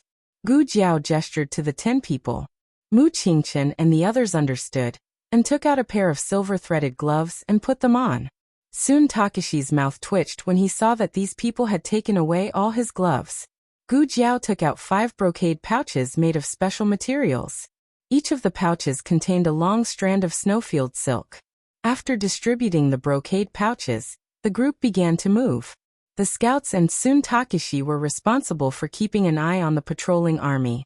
For them who had the snowfield silk, it was not difficult to cut the chariots and ladders. However, the key was to prevent the remaining parts from falling to the ground. Wenren Chong was good at this. He pointed at a few parts and said, "Cut here. The chariots won't fall apart on the spot." Gu Jiao and Mu Qingchen each pulled one end of the snow domain heavenly silkworm silk. Mu Qingchen used his qinggong to leap to the other side of the war chariot. The two exchanged a look and cut off the silk. It was silent, as if he was cutting the body of a cake. It was extremely smooth. Gu Jiao exclaimed, "Wow." Her obsessive-compulsive disorder was cured. Gu Jiao had a lot of fun. No, the mission was going smoothly. "Someone is coming. Let's retreat," soon Takeshi said in a low voice. Gu Jiao smacked her lips. "I didn't cut much." Everyone was dumbfounded. There were so many chariots and ladders, but we only cut a little. Some people didn't even have time to cut them, but you took all of them. Let's go. Mu Qingchen leaped over with his lightness skill and returned the snowfield silk to her. Gu Jiao said, "Oh."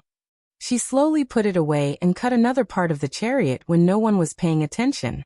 Mu Qingchen was speechless. When Daoyang's soldiers patrolled, they had already left. Among these people, only Gu Jiao didn't know qinggong. Mu Qingchen held her soft and slender waist and brought her back and forth between the various large tents. Soon Takeshi was injured and could not use lightness skill. Li Shun and Zhao Dingfeng took turns to carry him. When they passed by a tent with a dim oil lamp, Gu Jiao suddenly patted Mu Qingchen's arm and signaled him to stop. Mu Qingchen gently landed on the grass. "What is it?" he asked with his eyes. Gu Jiao pointed at a tent about 10 meters away. "I saw someone go in." The others also stopped beside them. They hid in the dark and looked at the tent that Gu Jiao pointed at. Gu Jiao thought for a while and gestured to the others to leave first. Mu Qingchen, Li Shun, and Zhao Dingfeng stayed behind. Although they were unwilling to leave, it was a military order. Zhao Dingfeng, Wenren Chong, and the others quietly disappeared into the night. Gu Jiao and the others approached the tent. They hid behind the tent. Gu Jiao and the other two put their ears to the tent wall. Li Shen was responsible for keeping an eye on the surroundings. Men's voices came from the tent. They were speaking the language of the Yan Kingdom, but one of them was not very fluent. The one who was not fluent said, "Is this your sincerity? The king of the Yan Kingdom is trying to capture you. Without the protection of the Liang Kingdom, you will soon become his prisoners." Everyone understood. One was a general of the Liang Kingdom, and the other was a rebel army of the Yan Kingdom. It was either the Han clan or the Nangong clan. Obviously, the latter was more likely. "I want to see your General Chu." The others did not recognize the voice, but soon Takeshi recognized it immediately. It was the fourth son of the Nangong clan, Nangong Ju. Nangong Zai and Nangong Ju were guarding the border all year round, so Tsun Takeshi was very familiar with them. The general of the Liang Kingdom said, "General Chu is tired from the journey. He has already rested." Gu Jiao translated, "Your position is not high enough. Talking to me is already a gift to you." Nangong Ju's aura was tinged with anger, but it was quickly suppressed. "Do you really think the Black Wind camp is so easy to deal with? I am not afraid to tell you that with your military strength, without the help of the Nangong clan, you will definitely be defeated by Xiao Lulang." Gu Jiao clenched her small fist. Mysterious energy. I am so awesome. So he really is from the Nangong clan. Gu Jiao looked at Tsun Takeshi sympathetically. No wonder his face turned so ugly. "Look, this is the Yan Kingdom's lord you are loyal to, colluding with the traitor of the Liang Kingdom." The general of the Liang Kingdom said arrogantly, "Don't try to scare me. You lost because you are not capable. Do you think that the Liang Kingdom's army is as useless as the remnants of the Nangong clan? If that General Tsun Takeshi comes to the Liang Kingdom, we won't even let him be a chiliarch." Gu Jiao nodded with praise. "Wonderful. Go on, you are an ally tonight." The general of the Liang Kingdom said calmly, "The Liang Kingdom has no need to cooperate with the Nangong clan." Nangong Ju said with cold sweat, "Aren't you just bullying us because we have lost our military strength? But as far as I know, General Tsun Takeshi of the Nangong clan is not dead. He was only captured and is being treated in Xuyang City. There are nearly 60,000 soldiers in Xuyang City. As long as Tsun Takeshi leads them to cooperate with you, the Liang Kingdom's plan to attack the city will be twice the result with half the effort." Gu Jiao looked at Tsun Takeshi sympathetically again. Tsun Takeshi looked calm on the surface, but the blood seeping out of his chest betrayed his emotions. The general of the Liang Kingdom seemed to be interested in this proposal, but he held back his bargaining chip and tried his best to negotiate. "Tsun Takeshi deserves to die, but he is not dead. How can you be sure that he did not join the Black Wind camp?" Nangong Ju said with certainty, "Tsun Takeshi will not betray the Nangong clan." The general of the Liang Kingdom smiled. "Oh," Nangong Ju said sarcastically, "he came from a poor family. When my father met him, he was begging on the street. It was my father who picked him up, took him in, and let him join the army. He is stubborn, and inflexible. But fortunately he is loyal to the Nangong clan. He can be said to be the most loyal dog of the Nangong clan. Wherever the Nangong clan points, he will bite. Even if his body is broken, he will not hesitate." Gu Jiao almost rushed forward to give Nangong Ju flowers. "Well said. Tonight's friendly army belongs to you." If it was in the past, Nangong Ju would not say such arrogant words in front of outsiders. But now, he was angered by the arrogant attitude of the general of the Liang Kingdom. He needed to look down on others to regain his dignity and show that he was superior. Unfortunately, the speaker did not mean it, but the listener did. Outside the tent, Tsun Takeshi's face turned completely green. Digression. Gulp gulp, we are all allies, let's have a drink. The newest chapter of this book is not finished yet. For more interesting content, please scan the QR code below to download the app. Novels are updated even faster. Millions of novels are free to read. Novels with content that cannot be found online are all available here. https://www.zhhbqg.com/89642_8964286/10577834. HTML Genius memorized this website's address in 1 second. www.zhhbqg.com Bikuga mobile reading website, zhhbqg.com.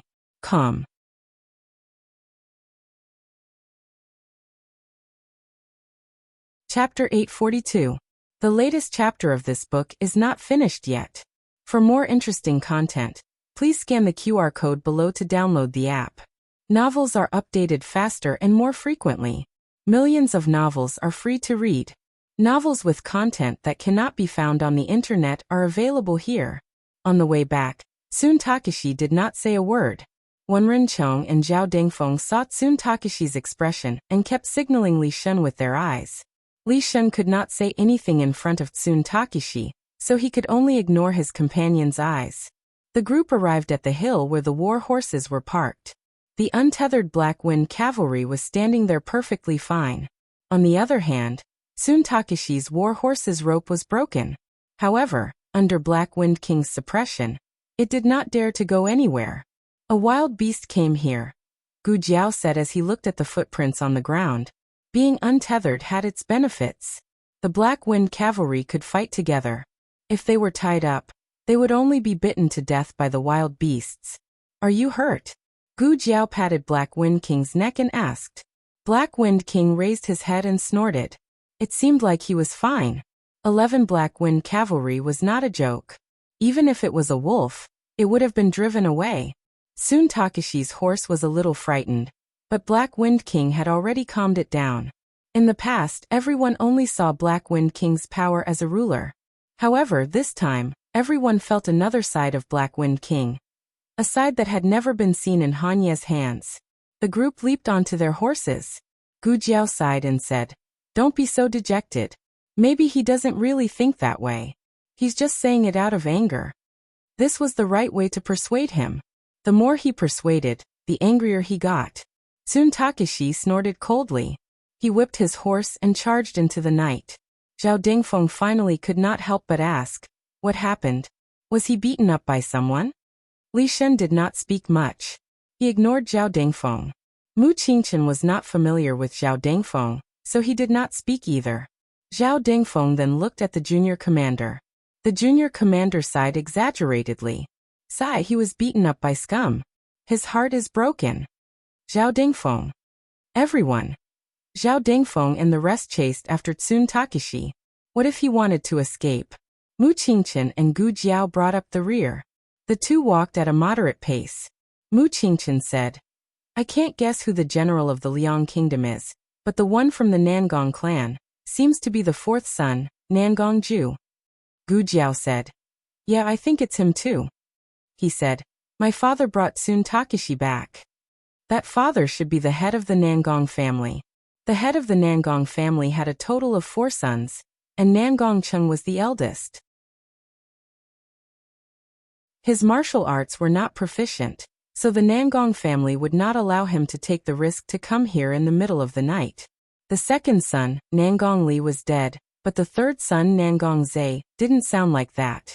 Right now, only his fourth son, Nangong Ju, still had full combat power. Mu Qingchen asked, Should we kill him? Gu Jiao glanced at him. Are you used to killing people now? Mu Qingchen lowered his eyes and said, You have to get used to it. Gu Jiao was very satisfied. As expected of young Master Qingchen, he improved rapidly. Gu Jiao said, He won't come out tonight, so we can't kill him. Let's wait for the duel. After the group returned to the barracks in Xuyang City, Tsun Takeshi went straight to his camp for wounded soldiers. The medical officer felt a gust of wind blow past him, and he immediately woke up from his sleep. He shuddered and looked at Tsun Takeshi, who had almost smashed himself onto the bed, and then looked at the junior commander outside. He quickly walked out and asked, Commander, is he okay? Gu Jiao said, He's fine. Don't worry about him and don't ask too much. Just use the medicine as usual. Yes, the medical officer replied. Everyone returned to their own tents, and the medical officer went to take care of the other patients. Tsun Takeshi lay alone on the bed with a thick mattress, and his body was cold. He came from a poor family. When my father met him, he was begging on the street. He's stubborn, self-opinionated, and inflexible. He's the most loyal dog that our Nangong family has raised. As long as Tsun Takeshi leads them to work with you from the inside, your plan to attack the city will be twice the result with half the effort. Just because you're useless and lost, you think that our Liang army is as useless as your Nangong family's remaining soldiers? If that General Tsun Takeshi comes to our Liang, we won't even let him be a chiliarch. Tsun Takeshi clenched his fists bit by bit, and his body trembled violently. His wounds burst open, and blood seeped out from the bandages, dyeing his entire shirt red. The Liang army only discovered the abnormality of the military equipment the next morning. It was drizzling at the border, and a few soldiers from the supply camp went to wipe the rainwater off the chariots. As soon as they touched the chariots collapsed with a boom. The few of them were stunned. The huge commotion alerted the deputy general of the supply camp. The deputy general checked the rest of the chariots, and without exception, all of them collapsed. Not only that, but the ladders they used to climb up the city walls were also broken into pieces. This was a major accident in the barracks.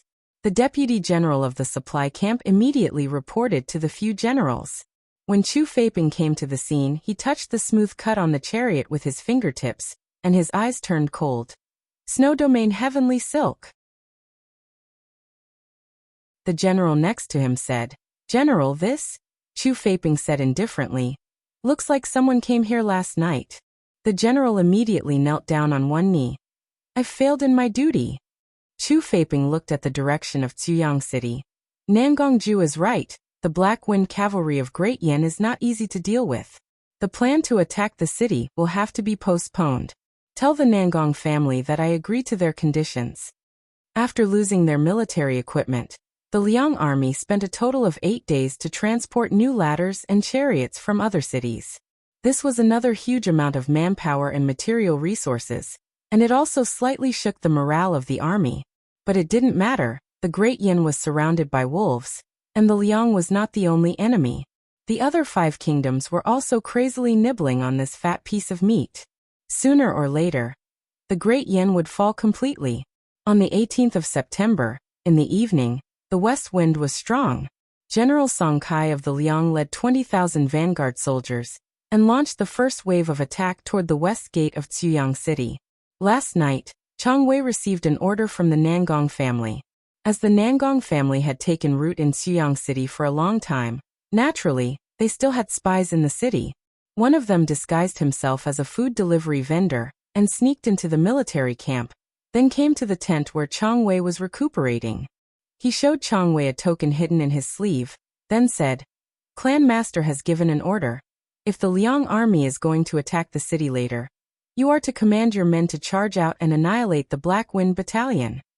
Chang Wei responded calmly, "So Clan Master is asking me to help the enemy and commit treason?" The vendor said, "The Emperor of Great Yen is heartless, and this is a strategy to drive the tiger to devour the wolf. Of course, Clan Master will not commit treason. Once we take down the Black Wind Battalion, Clan Master will ask you to lead the army and drive the Liang army out of Great Yan's border." Chang Wei lowered his eyes and said in a low voice, "Is that so?" The vendor smiled and said, "Of course, Clan Master is wholeheartedly serving the people of Great Yen, and his sincerity can be witnessed by heaven and earth. Since Clan Master has entrusted General Chang with such an important task, it not only shows his trust in General Chang, but also his high regard for General Chang. General Chang, please don't disappoint Clan Master. After all, you are the most trusted retainer of Nangong clan." Chang Wei looked at the vendor with a serious face. "Clan Master, is that how you see me? Don't you think that I'm just a lackey of Nangong clan?" The vendor sighed. "Why would General Chang think so? Did you hear some rumors? Ah, General Chang, you have been brought back to the border by Clan Master for many years, but have you ever seen Clan Master do anything to betray the people? Yes, it's wrong to abandon the city and flee, but this is also for the sake of the big picture. Don't forget who saved your life back then. Without Clan Master, you can't be ungrateful." After the vendor left, Chang Wei went to the place where the prisoners of war were kept for the first time. They were stripped of their armors and weapons, but not a single one of them suffered any form of abuse. They ate whatever the Black Wind cavalry ate, Not a single meal was left out. The wounded soldiers were all treated in time, and the bodies of the dead soldiers were not damaged. They were all sewn up by a coroner, so that they could be buried with dignity. The iron plates were also kept with Teacher Hu. Chang Wei went to Teacher Hu and asked for the iron plates of the soldiers back. When everyone saw Chang Wei again, it was when the Liang Kingdom's army arrived at the city. Chang Wei stood on the city gate tower in the west wind, wearing a shining armor and holding a big bow in his hand. In front of the Liang army's camp, Song Kai slowly rode his horse to the front of the army. He stood on the empty battlefield and looked up at Chang Wei, who was on the city tower. He smiled and said in the Yen language that was not very authentic, "You must be General Chang Wei. It seems like we don't have to fight this battle anymore. The Nangong family has already taken back Ziyang City." Before he could finish, Chang Wei drew his bow and shot an arrow through his shoulder. The huge force threw Song Kai off the horse's back. Song Kai screamed and fell heavily to the ground. He clutched his injured arm and looked at Sun Takashi in disbelief. "You with the surname Chang. Are you crazy?" Chang Wei waved his hand and hundreds of archers appeared on the city gate tower. They drew their bows and aimed at the Liang Kingdom's army. These people were not the Black Wind Cavalry of Shengdu. They were the Nangong clan's army. Chang Wei looked at Song Kai coldly and said, "Didn't you say that our Ziyang City's army is useless? How does it feel to be shot by a useless person like me?" "When did I say that?" Song Kai's pupil shrank. Yes, he did say that. In front of Nangong Ju, he mocked the Nangong clan's army that lost to the Black Wind Cavalry as a bunch of useless people. How did Chang Wei know? Did Nangong Ju tell him? No, that's impossible. Nangong Ju would not do that. Could it be? Song Kai's eyes turned cold. You were the one who destroyed the military equipment that night. Chang Wei did not explain that he was not the one who did it. There was no point in talking nonsense with such a person. Chang Wei sneered. My strength is indeed not good, but it's more than enough to deal with you, you bastards from Liang Kingdom. Now open your eyes wide and watch how we, this bunch of useless people, chase you out of Liang Kingdom's borders. Song Kai endured the pain coming from his arm as an ominous premonition surged in his heart. What is this guy trying to do? Sun Takashi looked down at the Liang Kingdom's army and said, Archers fire! The latest chapter of this book is not finished yet. For more interesting content, please scan the QR code below to download the app. Novels are updated at a faster rate. Millions of novels are free to read. All the novels that you can't find online are available here. https://www.zhbqg.com/89642_896428226/1057591114. HTML Genius memorized this website's address. www.zhbqg.com Biku Pavilion's mobile reading website. zhbqg.com.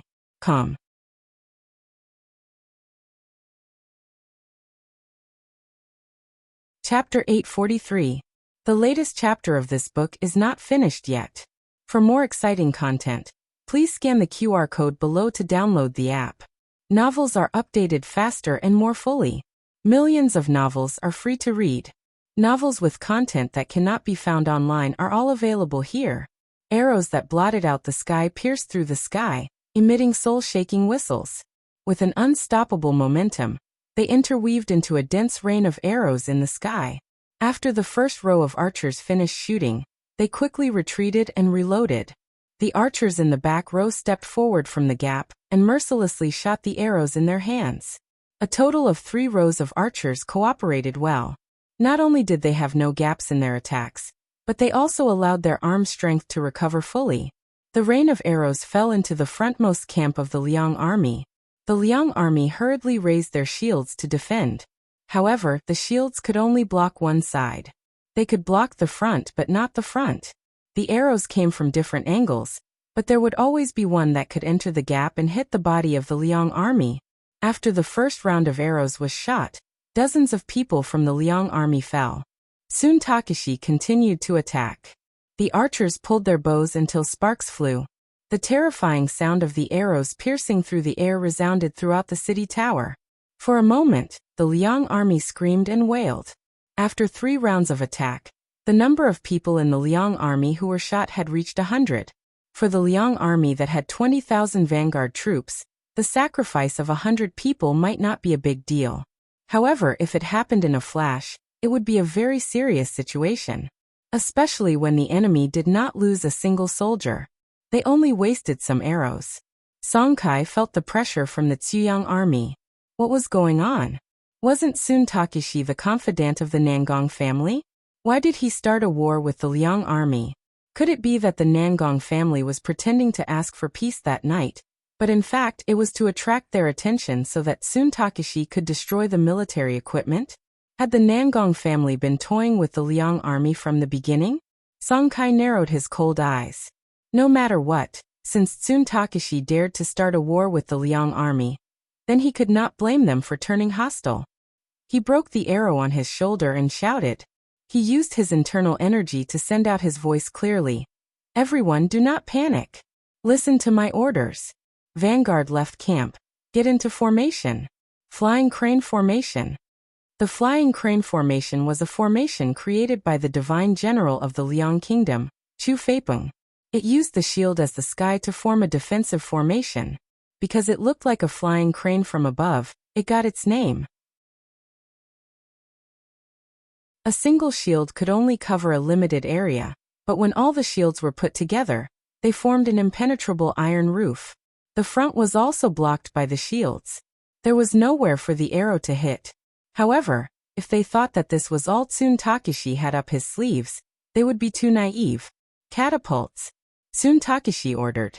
The archers retreated to the side in a well-trained manner, and the catapults were quickly pushed to the edge of the city tower by the soldiers. They loaded the stones, pressed them down, and fired. Their movements were neat and orderly. Some of the generals of the Black Wind Battalion were also present. Chung Fugue's mouth was wide open, and he couldn't close it for a long time. These soldiers. Not bad. Back then, when the Black Wind cavalry killed them all, he thought that these rebels were useless. Gu Jiao said, it's just a matter of specialization. They might not be a match for us in close combat, but when it comes to defending the city, they are kings. Xuyang City was impregnable. Not only were the city walls and city gates sturdy, but the defensive tactics were also impenetrable. If Zhao Kingdom had such a force in Yuelu City, it would not have been so difficult to defend the city. Gu Jiao was relieved when he saw this. Although the Liang Kingdom's army had a large number of soldiers, as long as the city gates were not opened and the city tower did not collapse, they would not be able to break through Sun Takeshi's defense. 2 hours later, the Liang Kingdom's army had lost nearly 1,000 soldiers. The general's order came from the rear. Song Kai gritted his teeth unwillingly and retreated. In the first wave of attack, they did not even get close to the city walls. Although they used the catapults a few times, Sun Takeshi's attack was too fierce. They could not get close to the catapults, and they wasted more than 10 heavy stones. The Liang Kingdom's army rested for 4 hours, and they launched the second wave of attack at night. This time, they came prepared. They used extremely sturdy shields to push the chariots dozens of feet forward. Their catapults finally worked and caused some damage to the soldiers on the city tower. Sun Takeshi used the black gunpowder.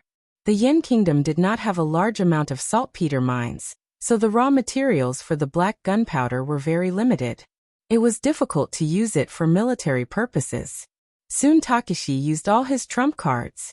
The explosive power was not enough, so he used knockout drugs to make up for it. The Liang Kingdom's army was pushed back again. Song Kai's face was covered in dirt. He was so angry that he was about to explode. He dragged his injured arm and rode on his horse. He pulled out his sword and pointed at the city tower. Chang, come down and fight me if you have the guts. What kind of man are you if you keep hiding on the city tower? Sun Takeshi only replied with 2 words. Release the arrows. Song Kai was only able to avoid being turned into a hedgehog by sacrificing himself to protect him. In the middle of the night, Song Kai did not give up and launched a sneak attack. However, he was defeated by Sun Takeshi, who had already seen through everything. The first day, a perfect defense. The soldiers were quite happy. The confidence that was destroyed by the Black Wind cavalry seemed to have recovered. Everyone was in high spirits. They were the Nangong family's soldiers after all. The reason why they obeyed Tsun Takeshi was because the Nangong family had always thought highly of them. Now that the Nangong family was not in the city, Tsun Takeshi had become the backbone. Naturally, they would listen to whatever he said. Tsun Takeshi came down from the city tower and saw Gu Jiao by the roadside. Gu Jiao crossed her arms and leaned her right shoulder lazily on the city wall. "Well done, old Chang."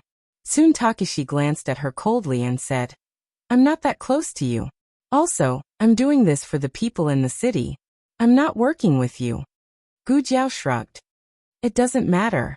As long as you don't work with the Liang Kingdom." She raised her hand and yawned. "It's getting late. I'm going to rest. I'll leave the defense of the city to General Chang." Tsun Takeshi frowned as he watched her leave. In the end, he did not stop her and went to the temporary casualty camp to visit the soldiers who were injured today.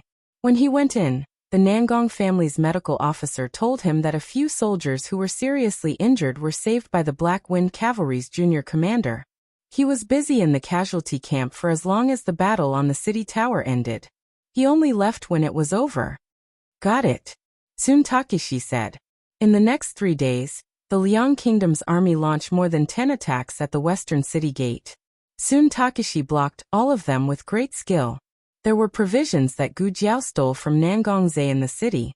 It would not be a problem for them to fight for another 10 days to half a month. Moreover, they did not have to hold on for that long. The 120,000 soldiers from the imperial court would arrive in 5 days at the earliest and 7 days at the latest.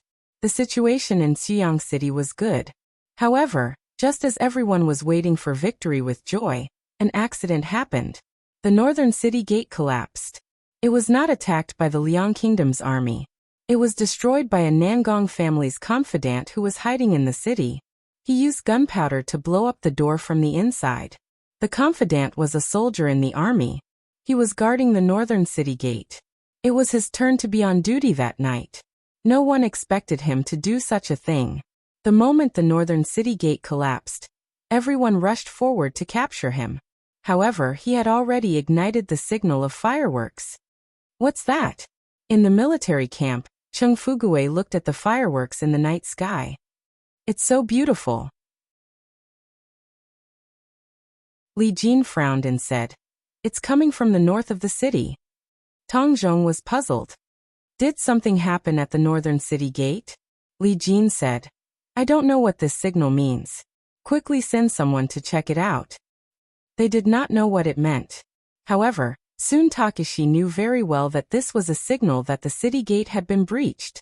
The Liang Kingdom's army was outside the western city. Who breached the northern city gate? Could it be there was a spy? Tsun Takeshi's heart skipped a beat. Gu Jiao was bandaging the wounds of the injured soldiers in the barracks. When she heard the commotion outside, she quickly went up the city gate tower and asked Tsun Takeshi, "What happened?" Tsun Takeshi said with a serious expression, "The northern city gate has been breached." Gu Jiao was puzzled. "Breached? No army is heading to the northern city gate." Tsun Takeshi judged based on his past experience. "Yes, no. So the situation might be more serious." As soon as he finished speaking, a soldier at the side pointed at the Liang Kingdom's army camp and shouted, "They've retreated." Gu Jiao looked and her eyes turned cold. "They're not retreating. They're heading to the northern city gate." The Liang Kingdom's army was about to attack the northern city gate. Gu Jiao and Tsun Takeshi rushed downstairs. Gu Jiao whistled and the Black Wind King galloped over. Gu Jiao took a big step forward and nimbly mounted the horse. Tsun Takeshi called for a deputy general and put him in charge of the defense of the western city gate. He rode his horse and chased after Gu Jiao to the northern city gate. When the two of them were halfway there, they met the soldier who came to report. The soldier cupped his hands and said, "General Chang, bad news. The northern city gate has fallen." Tsun Takeshi said, "Speak clearly." The soldier said, "That bastard Zhang Damon destroyed the door mortar while he was on duty." The door mortar was equivalent to the door binder of the modern world. Without it, the door could not be fixed. The door mortar of Ziyang City was made of stone and was integrated with the entire city gate. Once it was destroyed, it was impossible to repair it. They could only build a new one. However, that was not something that could be done in a day or two. Soon Takeshi realized the seriousness of the situation. They could deal with the Liang Kingdom's army because they had the advantage of the city wall. If the Liang Kingdom's army took the opportunity to enter the city, the consequences would be unimaginable. The soldiers at the other 3 city gates could not be withdrawn because their enemies were not only the Liang Kingdom's army, but also the Han family and Jin Kingdom. Therefore, there were less than 20,000 soldiers who could go to the western city gate to fight. Gu Jiao said calmly, "General Chang, go back and guard the western city gate. Leave the northern city gate to the Black Wind Cavalry." Soon Takeshi opened his mouth. But Gu Jiao held the reins tightly and looked at the northern city. From now on, the Black Wind Cavalry's flesh and blood will be the gate of the northern city. Digression. She rubbed her small hands and wanted to ask for a wave of monthly votes for the Black Wind Cavalry. The latest chapter of this book is not finished yet. For more exciting content, please scan the QR code below to download the app. Novels are updated faster. Millions of novels are free to read. Novels with content that cannot be found on the internet are all available here. https://www.zhbqg.com/89642_8964286/10575750 HTML Genius memorized this website's address in 1 second. www.zhbqg.com Bikuj mobile reading website. zhbqg.com.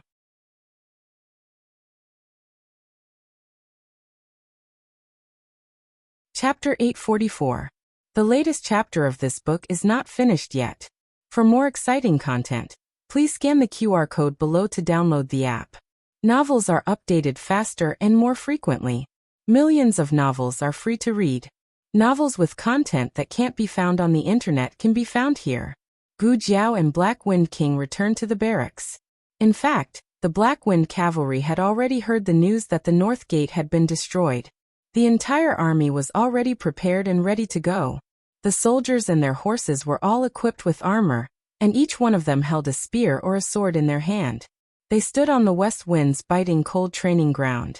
Gu Jiao didn't ask who was the leader. Perhaps she didn't need to ask. They didn't fight for the military uniform. Instead, they had to fight for honor for their country, and for the common people after donning the military uniform. As long as they were still alive, no one could step on the rivers of the great Yin dynasty. To be honest, when Mu Qingchen saw this scene, he was also very shocked. He had been with the army for more than a month. He always thought that he knew enough about the soldiers of the great Yin dynasty, but in the end his knowledge was still too superficial. What kind of feelings could be sacrificed to this extent? Gu Jiao sat on the back of the Black Wind King's horse. Looking at the majestic Black Wind Cavalry, she said with a solemn expression, "Very good. Vanguard Battalion, Assault Battalion, follow me to battle. Garrison Battalion, get ready to fight." Mu Qingchen's heart skipped a beat. Even the Garrison Battalion was going to fight? Zhou Run and Zhang Shiyong heard this and their hearts surged. They finally had a chance to go to the battlefield. But in the next second, their arms that were waving in the air froze. They were not afraid of death. But if even they were going to fight, it meant that the situation had deteriorated to an inestimable extent. This battle might be the battle of the Black Wind Cavalry's survival. Gu Jiao looked at the reserve battalion. "I hope you won't be needed." If they were needed, then the Vanguard Battalion and Assault Battalion would all be killed. In the dream of war, the Liang Kingdom and the Black Wind Cavalry did fight a fierce battle. The Black Wind Cavalry, which was depleted by the Civil War, had less than 20,000 soldiers left. They were surrounded by the Liang Kingdom's army in the mountains of Mount Mang. They were completely wiped out. Gu Jiao held the reins tightly and urged the horse to walk on the deserted street. This time, could she change the fate of the Black Wind Cavalry? Mu Qingchen urged his horse to keep up with her. Every city gate in Ziyang City has 3 gates, but one of them is broken. Gu Jiao said, "No, all 3 channels are broken." The innermost gate had its mortar blown off. There was another gate and a secret door. The rebels had also destroyed the corresponding slots. Are all 3 gates broken? No wonder they couldn't hold on. Mu Qingchen frowned. Snow domain heavenly silkworm silk. Gu Jiao said plainly, no Chu Feiping has gloves that can deal with the snow domain's heavenly silkworm silk. Mu Qingchen took a deep look at her. You seem to know a lot about the Liang kingdom. Sort of. Gu Jiao did not explain. Her ears twitched as she looked in the direction of the North City gate. We have to speed up. They're almost here. She tightened her grip on the horse's belly, and Black Wind King sensed her command. It leaped forward and galloped forward. Mu Qingchen was about to follow when a courageous citizen opened the door and walked out. Young Master Mu, are we going to war? Mu Qingchen held the reins tightly. In order not to block the army behind, he hurriedly urged his horse to move to the side. He said to the citizen who had heard his preaching before, yes, the Liang Kingdom's army is invading.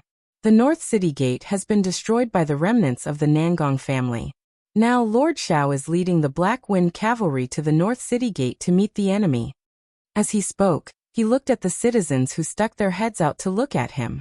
He pursed his lips and said, everyone go back quickly.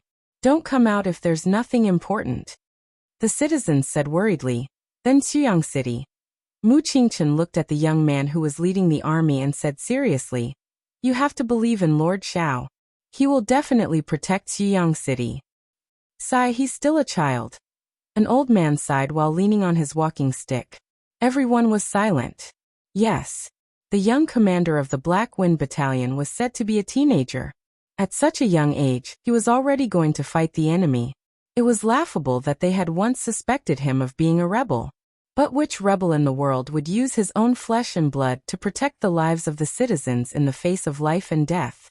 When the tens of thousands of Liang Kingdom's army arrived at the North City Gate, the Black Wind Cavalry had already lined up neatly to welcome them. The 2 sides were separated by 10 feet, which happened to be within the effective shooting range of the archers. The shields and archers of both sides were already in position. The battle was about to begin. Gu Jiao took the lead and stood at the front of the Black Wind Cavalry. She was wearing her battle suit and armor, while the Black Wind King was also wearing a black helmet and armor. 1 person and 1 horse stood under the vast sky. Standing in front of the majestic army, they were as small as a grain of sand in the vast ocean. However, it was this 16-year-old warhorse and the 16-year-old youth who led the Black Wind Cavalry fearlessly in front of the Liang Kingdom's army. Kid, you're Xiao Lulang, the commander of the Black Wind Cavalry? I heard you're very powerful. In front of the camp of the state of Liang, a burly general of the state of Liang, holding a mace, urged his horse forward a few steps. He looked at Gu Jiao with his nose in the air. Do you dare to fight with me? A one-on-one? This was also a way for the 2 armies to start a war. Mu Qingchen urged his horse to Gu Jiao's side. He's called Pan Long. He's a fierce general under Chu Feipeng. I once followed my grandfather to the Liang Kingdom, and saw him in the main hall. This person has a violent temperament, and is extremely cruel. The prisoners of war who fall into his hands usually don't have a good ending. This was a euphemism. Pan Long was famous for torturing prisoners of war in the army. After the war, it was not uncommon for him to burn, kill, rob, and humiliate innocent women. His subordinates also did the same. However, this person was indeed brave, so he was somewhat valued. Li Jin cupped his fist and said, Commander, let me go and meet him. Gu Jiao looked in Pan Long's direction. Okay. Li Jin's weapon was a spear. He held a spear in one hand and a shield in the other. He urged his horse to rush towards Pan Long. Pan Long saw this and frowned in dissatisfaction. He raised the mace in his hand. I want to beat that brat. Not some random shrimp soldier or crab general. Get out of my way. He also urged his horse to rush towards Li Jin. The moment he finished speaking, he raised the spiked mace in his hand and fiercely swung it towards Li Jin's head. Li Jin didn't have time or something else. He didn't have a shield and directly stabbed his spear towards Pan Long's heart. The 2 horses brushed past each other. The entire battlefield was silent. Only the whistling of the wind and the whistling of the horses' hooves could be heard. Li Jin's horse circled around and stopped just in time. The Liang Kingdom's army looked at Pan Long's back. The next second, Pan Long's body tilted and his eyes stared blankly as he fell into a pool of blood. Li Jin looked in the direction of the Liang Kingdom's army and said arrogantly, "Ah, so you Liang Kingdom's generals can't even beat our Black Wind Cavalry." The Black Wind Cavalry burst into loud cheers. The Liang Kingdom's army's expression became very ugly. They originally wanted to show their strength to the Black Wind Cavalry, but who would have thought that they would be defeated in seconds? "Is there anyone else who wants to duel?" Li Jin asked coldly. "Young man, don't be too arrogant." An old general in his 50s rushed towards Li Jin with a treasured sword in his hand. His strength was above Pan Long's. When the blade slashed over, Li Jin clearly felt a strong pressure. Li Jin frowned and raised the shield in his hand. With a clang, the blade heavily hit the shield. Half of Li Jin's arm was numb. Mu Qingqian continued to introduce to Gu Jiao. Liang Kingdom's old General Cheng participated in the crusade against the Yan Kingdom and fought against the Xianyuan family. He is one of the few generals who can last more than 100 moves against Xianyuan Li. Li Jin's chances of winning against him are not high. Li Jin was not even 30 this year, and was a very young general. There was at least 20 years of experience between him and old General Cheng. This was actually a bit of a bully. But Li Jin was also far more tenacious than people imagined. Old General Cheng's sword slashed at his shield again and again. His arm was already green, but he still did not have the slightest intention of yielding. Finally, he found an opportunity. He suddenly stabbed towards old General Cheng's thigh. In the Liang Kingdom's camp, a cold light flashed. Gu Jiao's eyes turned cold. She suddenly picked up the longbow on the horse's back, drew an arrow, and shot it at the cold light. "Who is it?" Old General Cheng blocked Li Jin's attack with his sword and turned his head to look. Beside the two of them, an arrow nailed a dagger to the ground. The arrow was shot by the Black Wind Cavalry. As for the dagger, there was no need to talk about it. Old General Cheng's face was green as he asked his own camp, "Who did it?" Gu Jiao held the bow and said indifferently, "I thought it would be a fair duel. Unexpectedly, you Liang Kingdom's people are so shameless. Since that is the case, there is no need for a duel." Li Jin, return to the camp. Yes. Li Jin kept his spear and rode the Black Wind Cavalry back to his camp. So close. Just now Li Jin seemed to have caught the Liang Kingdom's old general's flaw. In fact, the Liang Kingdom's old general had purposely lured him into the trap. It was really lucky that the Liang Kingdom's side did not see through it, and thought that their old general was going to lose, so they took the opportunity to sneak attack Li Jin. And she just happened to use this as an excuse to end the duel between the two. The general who had sneak attacked just now walked out. It was Song Kai. He snorted and said, "Uncle Cheng, why waste your time talking with them? Let's fight." Since things had come to this, there was indeed no face to continue fighting one-on-one. Old General Cheng gave the order to charge. Gu Jiao raised her voice, "Black Wind Cavalry, fight with all your might." The archers from both sides launched the first wave of attack. Under the protection of the archers, the first group of cavalry began to charge and break through the enemy lines. The Liang Kingdom's army had an absolute advantage in terms of numbers. They were fighting a war of attrition. Even if they had to exhaust the Black Wind Cavalry, they had to exhaust them to death. Moreover, the strength of their cavalry was not weak. There were many Imperial Death Warriors mixed in. These Death Warriors did not fight with the ordinary Black Wind Cavalry. They specialized in harvesting the heads of the generals. In the blink of an eye, 3 of the Black Wind Cavalry's deputy generals fell. Ah! One of the Death Warriors stared at Cheng Fugui and kicked him off his horse. Just at this moment, a war horse did not have time to stop in time. Cheng Fugui's eyebrows twitched and he hurriedly rolled to avoid it. On the other side, Li Jin was also targeted by 2 Death Warriors. The 2 of them attacked from both sides and Li Jin's thigh was quickly injured. The Death Warrior slashed his sword towards Li Jin's head. Gu Jiao used her spear to deflect his sword. At the same time, the Black Wind King raised his horse's hoof and fiercely stomped on the Death Warrior's chest. The Death Warrior was caught off guard and was sent flying. He fell onto the hooves of another Black Wind Cavalry. He raised his sword to chop off the hooves of the horse. Gu Jiao shot out her red-tasseled spear and mercilessly pierced through his heart. Gu Jiao urged her horse to pull out her red-tasseled spear. She turned around and shot out another spear. It directly pierced through the head of another death warrior. His brain splattered all over Chung Fugui's face. Chung Fugui's entire person was stunned. The death warriors of the Liang Kingdom all felt an incomparably terrifying aura. They who never knew what fear was suddenly felt a chill run down their spine.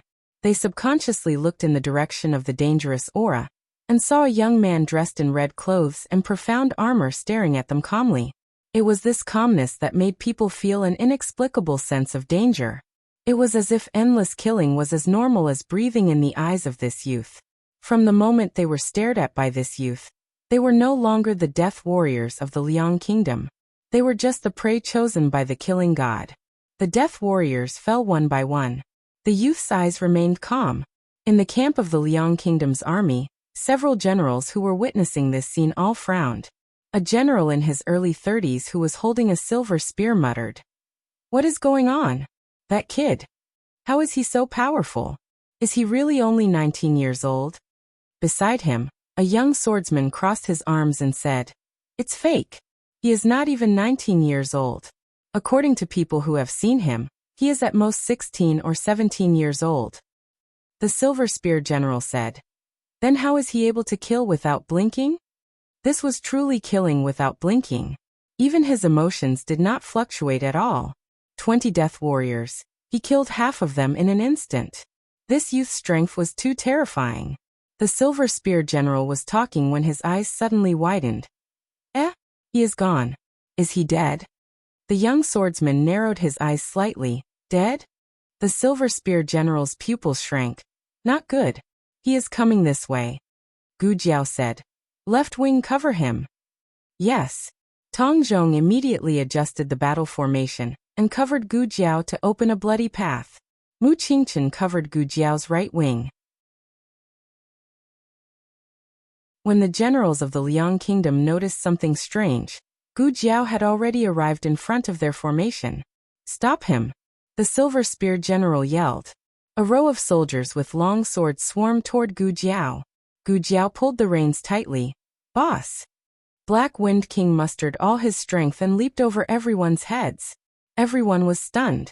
They had never seen such a strong and fast horse. It was terrifying. Black Wind King galloped forward and knocked away all the soldiers in his way without fear of death. The young swordsman turned around and took a closer look. Not good. He is heading toward father. Gu Jiao rode on the back of the horse, as if she had merged with Black Wind King's strength. She was invincible in the camp of the Liang Kingdom's army. In the dream about her ending, Jing Kong was killed by Chu Feiping. Chu Feiping killed the last of the Yin Kingdom's Black Wind Cavalry. If she killed Chu Feiping, the tragedy of Jing Kong and the Black Wind Cavalry would not happen again, right? Today's battle would be over, right? Stop him. Don't let him get close to the general. The Liang Kingdom's army was getting denser and denser. Black Wind King's gallop became more and more difficult. Hang in there, boss. She was almost there. She saw the man in the carriage. She held onto the saddle with one hand and used the momentum to fly up, stabbing the carriage with her spear. The latest chapter of this book is not finished yet. For more exciting content, please scan the QR code below to download the app. Novels are updated faster and more complete. Millions of novels are free to read. Novels with content that you can't find on the internet are all available here. https://www.zhhbqg.com/89642_896428226/1057374118. HTML Genius memorized this website's address. www.zhhbqg.com Bikuga mobile reading website. zhhbqg.com.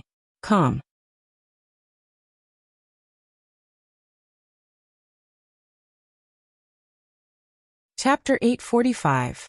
The latest chapter of this book is not finished yet. For more exciting content, please scan the QR code below to download the app. Novels are updated faster. Millions of novels are free to read.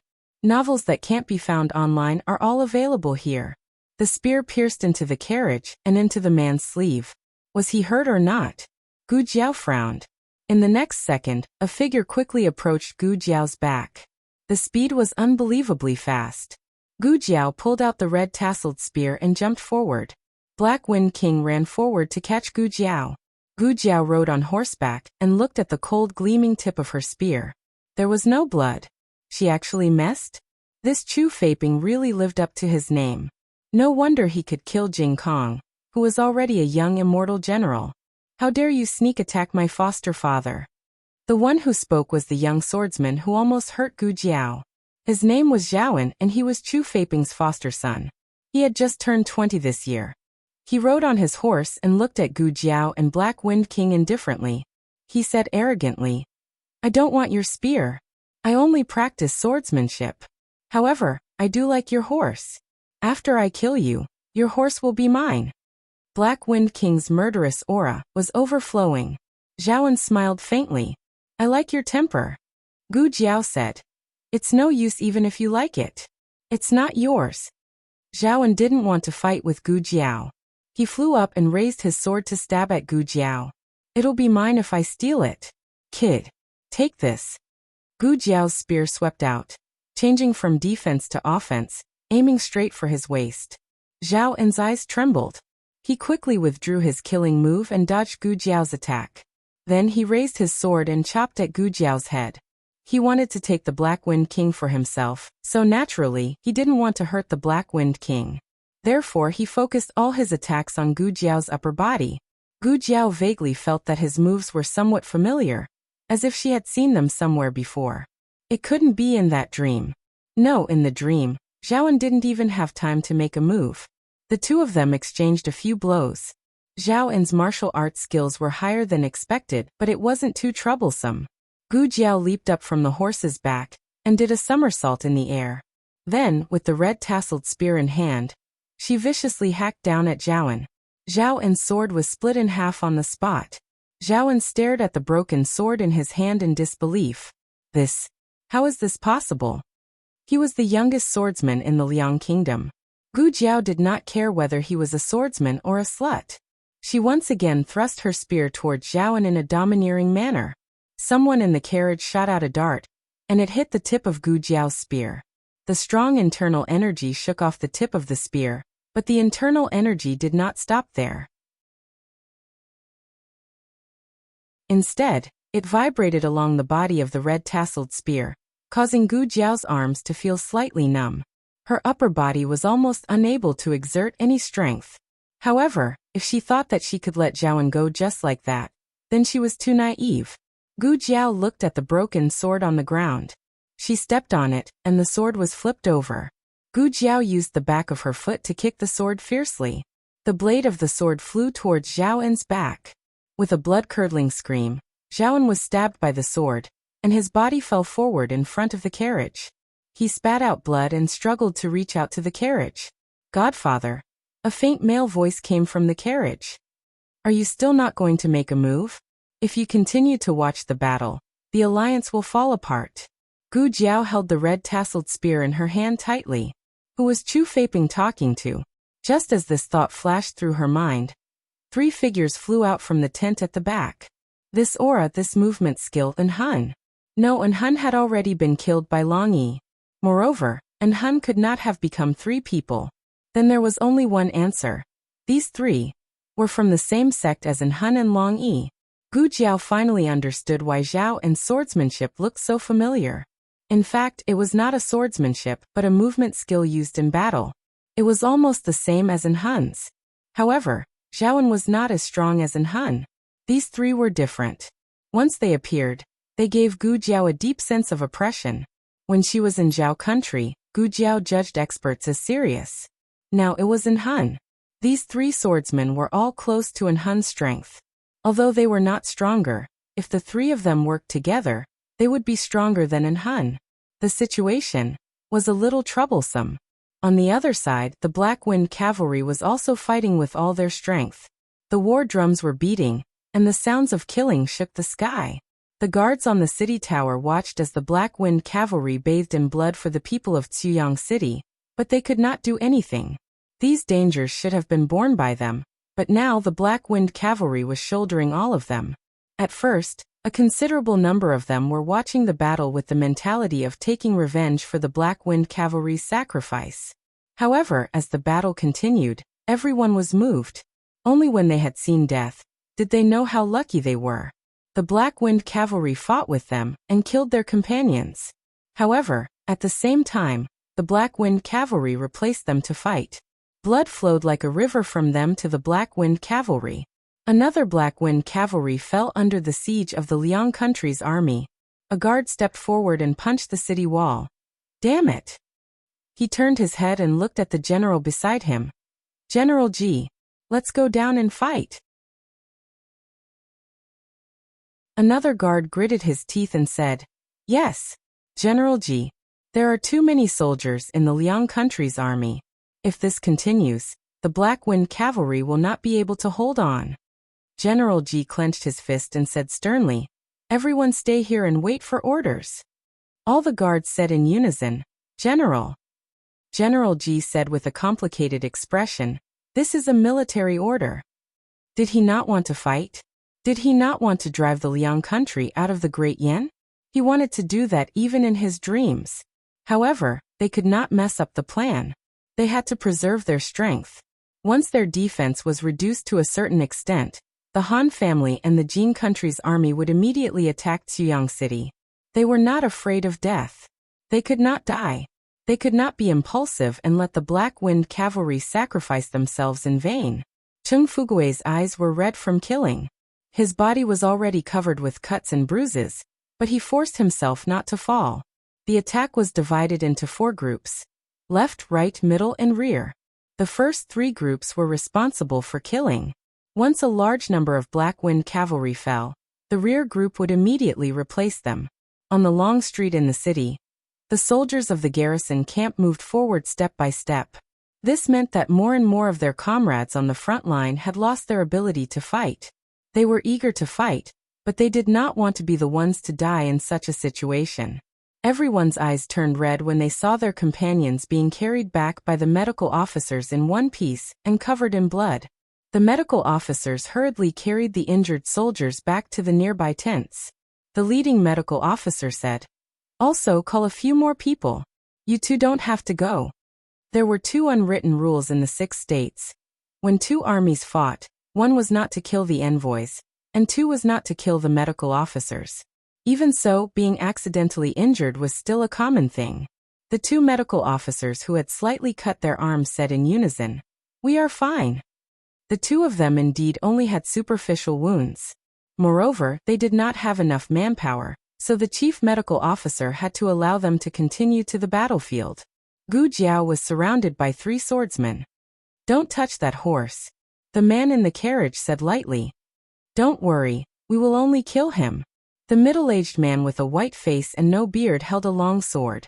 He looked at Gu Jiao and said, Kid, to let you know why you are going to die, I am Zheng Shan. These 2 are twins. One is called Li Qi, and the other is Li Quan. They were actually speaking the language of the Yan kingdom, but there were some accents from other countries. Gu Jiao looked at the 3 without fear. I am not interested in your names. Tell me where you are from. The middle-aged man took in Gu Jiao's reaction and suddenly felt some admiration. Kid, you have guts. If you want to be my disciple, I can make the decision to spare your life today. However, you will not be able to return to the Black Wind Cavalry. Gu Jiao said lightly, How about this? Kneel down and call me grandfather, and I will consider not taking your life. The middle-aged man's face darkened. You are about to die and you still dare to talk nonsense. Li Qi, Li Quan, no need to talk nonsense with him. Kill him. The twins held their swords and slashed at Gu Jiao. The twins had a better tacit understanding than ordinary people. In addition, their movement techniques were extremely fast, and every move was fatal. For a moment, it was difficult for Gu Jiao to use the Xianyuan family's spear techniques. The Black Wind King wanted to fight alongside Gu Jiao, but the middle-aged man stopped him. The Black Wind King did not say anything and charged at him. The man in the carriage slowly took a sip of tea. Remember, don't hurt it. How troublesome. The middle-aged man impatiently retracted his killing move and changed to dodging. The Black Wind King was more difficult to deal with than he thought. He could tell that the horse was an old one, but he did not understand how it could still release such explosive power and combat power. After dodging a few times, he got tired of dodging and called a group of soldiers. The soldiers formed a shield formation and trapped the Black Wind King in the middle. The Black Wind King's head was bleeding from the hard shields. Gu Jiao used the red tasseled spear to block the twins' swords and said to the Black Wind King, "Boss, don't move." The Black Wind King seemed to sense something and suddenly stopped moving. He stared at Gu Jiao without blinking. The middle-aged swordsman also joined the battle. Gu Jiao, who had only recovered half of her strength, was not a match for the three of them. Then there was only one way. She did not completely lose her mind after losing control last time. Perhaps it was because she dealt with it quickly enough, or perhaps it was because the blood energy was not dense enough. Now on the battlefield, the blood energy almost filled the air. Every pore of her body could feel the temptation of the blood energy. Perhaps, this would be an irreversible loss of control that would be more serious than any other time in the past. She would fight to the last drop of her strength. There was no way out. The Black Wind Cavalry fell one by one. The sacrifices were too great. She wanted to kill them all. She wanted to kill Chu Feiping and end this battle. The middle-aged man frowned at Gu Jiao. What is this kid trying to do? Is he dying? Li Qi of the twins asked. Li Quan sneered. I'll go kill him. Not good. Get out of the way. The middle-aged man shouted as he hurriedly retreated more than 10 steps. Unfortunately, his warning was a step too late. The youth threw something away and the aura around him suddenly increased.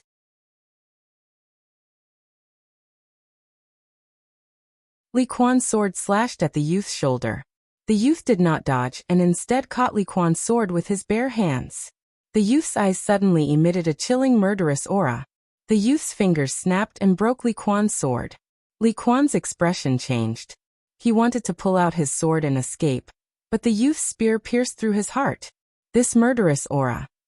The middle-aged man's expression became serious. Little brother. Li Qi saw that his little brother had died under Gu Jiao's spear. His heart was filled with anger as he charged towards Gu Jiao. A complicated look flashed past the middle-aged man's eyes. He looked deeply at Gu Jiao and brandished his sword. Coordinating with Li Qi's attack, they attacked Gu Jiao from the front and back. Gu Jiao had no way to escape. Although one of the twins was missing, the combined strength of the two was still higher than in Hun. Gu Jiao had only lost control at 50% of her power. It was still quite difficult for her to deal with the two of them. After a few rounds, the three of them had suffered serious injuries. The other twin was the most seriously injured, and had lost his ability to fight. The middle-aged man looked at his fallen twin, and was even more puzzled. Even an Hun could not injure them to this extent. Actually, Gu Jiao's situation was not optimistic. She was exhausted. She had killed so many death warriors and then fought with Zhaoan. After that, it was the three of them. The middle-aged man held his bleeding chest and gritted his teeth as he looked at the carriage. Chu Feiping. If this goes on, we will all die. In the carriage, Chu Feiping sighed lightly. The three experts of the sword hut cannot deal with a 16 or 17-year-old kid. The strength of the sword hut is only SOSO. The middle-aged man clenched his fists in humiliation. Chu Feiping. Chu Feiping's wide sleeves moved, and he flashed out of the carriage. His figure was unbelievably fast. In the blink of an eye, he was in front of Gu Jiao. Gu Jiao stabbed with her spear. She had clearly aimed. But, did she miss again? Chu Feiping's strength was too terrifying. Chu Feiping looked coldly at the youth who was filled with killing intent. So what if he was a young god of death? He, Chu Feiping, was born to kill gods. Chu Feiping stretched out his hand and grabbed Gu Jiao's neck. He only needed to twist gently and his head would fall to the ground. Swoosh. An arrow pierced through the air like lightning. It made a whistling sound and hit Chu Feiping's wrist. He let go of his hand and flicked his sleeve to block the arrow. He did not expect the arrow to cut through his long sleeve. His eyes turned cold. Almost at the same time, a black-clothed youth descended from the sky. Taking advantage of his unpreparedness, he carried Gu Jiao away. Chu Feiping felt a strong killing intent coming from behind him. He coldly turned around and saw a large war chariot that had unknowingly arrived at the back of the army. On the war chariot, there was a muscular man dressed in silver armor. He was carrying a long blade, and one of his feet was casually stepping on the war chariot's side. It was just a light step and did not make any sound, but it made people's hearts tremble. Chu Feiping frowned. The silver-armored man raised the long blade in his hand and arrogantly pointed it at Chu Feiping. Chu Feiping, touching my son. Son, have you asked my blade? Chu Feiping suspiciously asked. Who are you? The silver-armored man waved his blade and domineeringly said, I am Zhao country's Marquis Xianping, Xiao Ji. Digression. The little chicken monkey is here. Do I have a monthly ticket? I really want to break through 5,000. The latest chapter of this book is not finished yet. For more exciting content, please scan the QR code below to download the app. Novels are updated faster. Millions of novels are free to read. Novels that cannot be found on the internet are all available here. https://www.zhbqg.com/89642_8964286/10573651. HTML Genius will remember this website's address in a second. www.zhbqg.com Bikugo mobile reading website. zhbqg.com.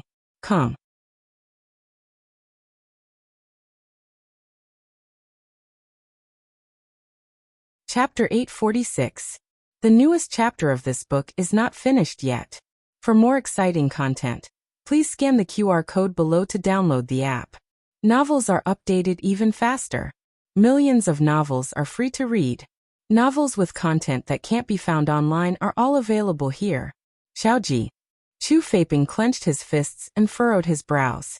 He looked up at Marquis Xianping standing high on the chariot. The country of Zhao was only a lower country, and could not enter the eyes of a higher country.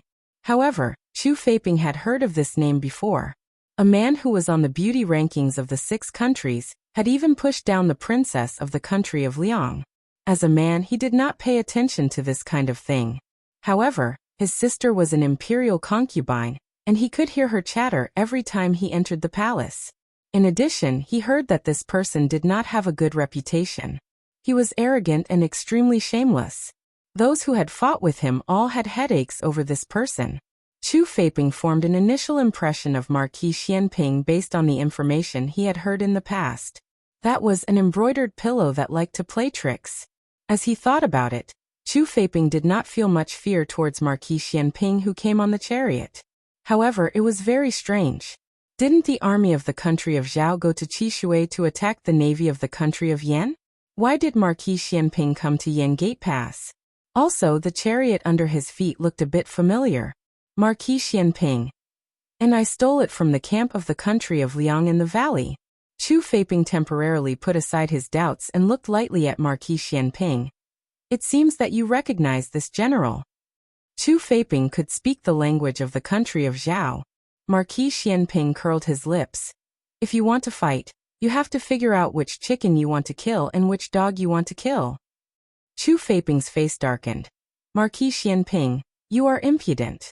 He was only a marquis of a lower country and dared to look down on him, a general of a higher country. Marquis Xianping looked down at him and pointed his long sword. He said arrogantly, who do you think you are to control whether this marquis is impudent or not? Chu Feiping's status as a higher country was greatly challenged. To be honest, the relationship between the state of Liang and the state of Zhao was not too bad these years.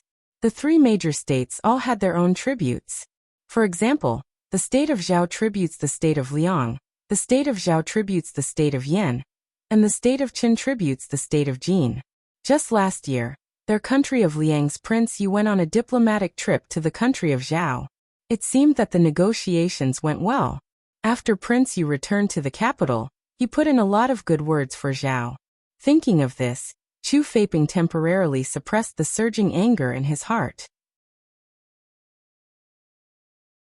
Marquis Xianping, are you mistaken? The target you are attacking is the Dark Wind Cavalry of Great Yan, Not the army of the state of Liang. Marquis Xianping curled his lips into a smile. I didn't make a mistake. The person I want to beat is you, you bastard. You. Chu Feiping was enraged. He was not a person who was easily angered. On the contrary, his temperament was very steady and calm. However, Marquis Xianping had the ability to anger people to the point that Buddha was born and Buddha ascended to the heavens. At this moment, the young man in black carried the commander of the Black Wind Cavalry onto the chariot. Chu Feiping's mind suddenly flashed with the words Marquis Xianping had just said, his son. Chu Feiping said coldly, Marquis Xianping, take off his helmet and look clearly. He is the commander of Great Yan's Black Wind Cavalry, not your son. If it was a misunderstanding caused by the wrong person, then there was no need. Marquis Xianping touched Gu Jiao's helmet again and again, causing Gu Jiao to roll her eyes at him. You're awake, he said with a smile. Chang Jing had already found the protective talisman she had thrown away and put it back on her. The killing intent in her body slowly calmed down. However, her exhausted body fell into a state of great weakness. Marquis Xianping played with her helmet like he was playing with a doll. Her face was dark, and she did not want to say a word.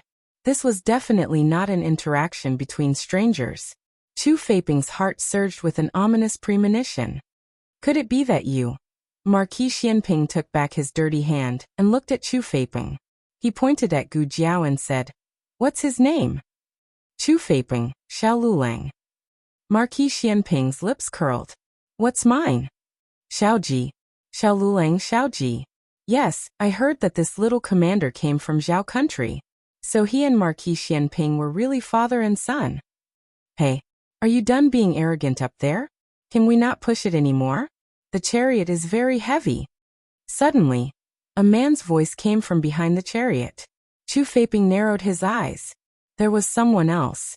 Gu Jiao turned her eyes and glanced at Marquis Xianping Ho from the corner of her eyes. So this is how you got your awesome entrance? Marquis Xianping coughed lightly. Okay, let's stop here. Tang Yueshan shook the sweat off his forehead and used his qinggong. He jumped up with the Tang Bao and landed beside Marquis Xianping. He looked at Gu Jiao, who was supported by Chang Jing. You're badly hurt. Gu Jiao waved a finger to greet him. Hello, little henchman. Chu Feiping saw the big bow in Tang Yueshan's hand, and knew that the arrow that pierced his sleeve was shot by this person. What a sharp archery. The bow in his hand was a 3-stone bow. Ordinary archers used 1-stone bows. Only some sharpshooters with amazing arm strength in the military camp used 2-stone bows. So what kind of freak was this man to be able to draw a 3-stone bow? Tang Yueshan didn't notice Chu Feiping's look at him. He turned his head and looked behind the chariot. Hey Gu, why aren't you coming up? How long are you going to hide behind the chariot? Or do you want to push the chariot alone? Marquis Xianping gave Tang Yueshan a cold stare, and used his qinggong to jump onto the chariot. Gu Jiao's eyes widened in an instant.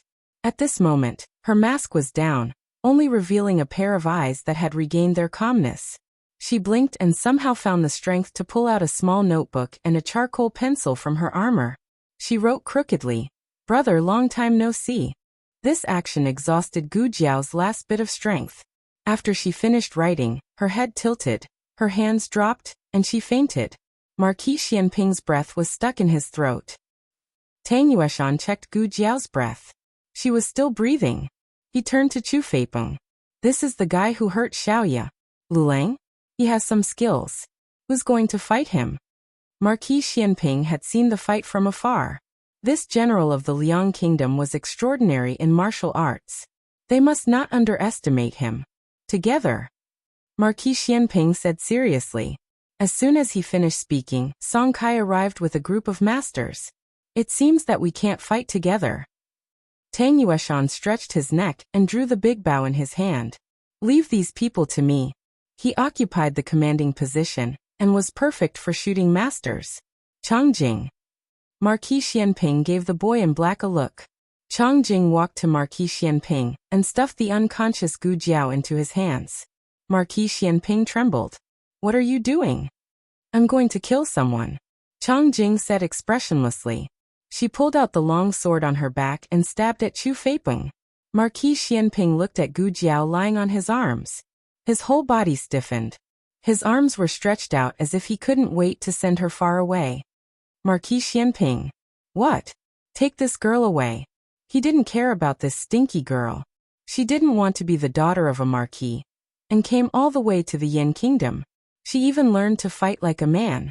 Now she had a taste of her own medicine. Did she think the battlefield was a good place? Blood flowed like a river and corpses were everywhere. She could lose her life at any time. With a loud bang, Chu Feiping and Chang Jing began to fight fiercely.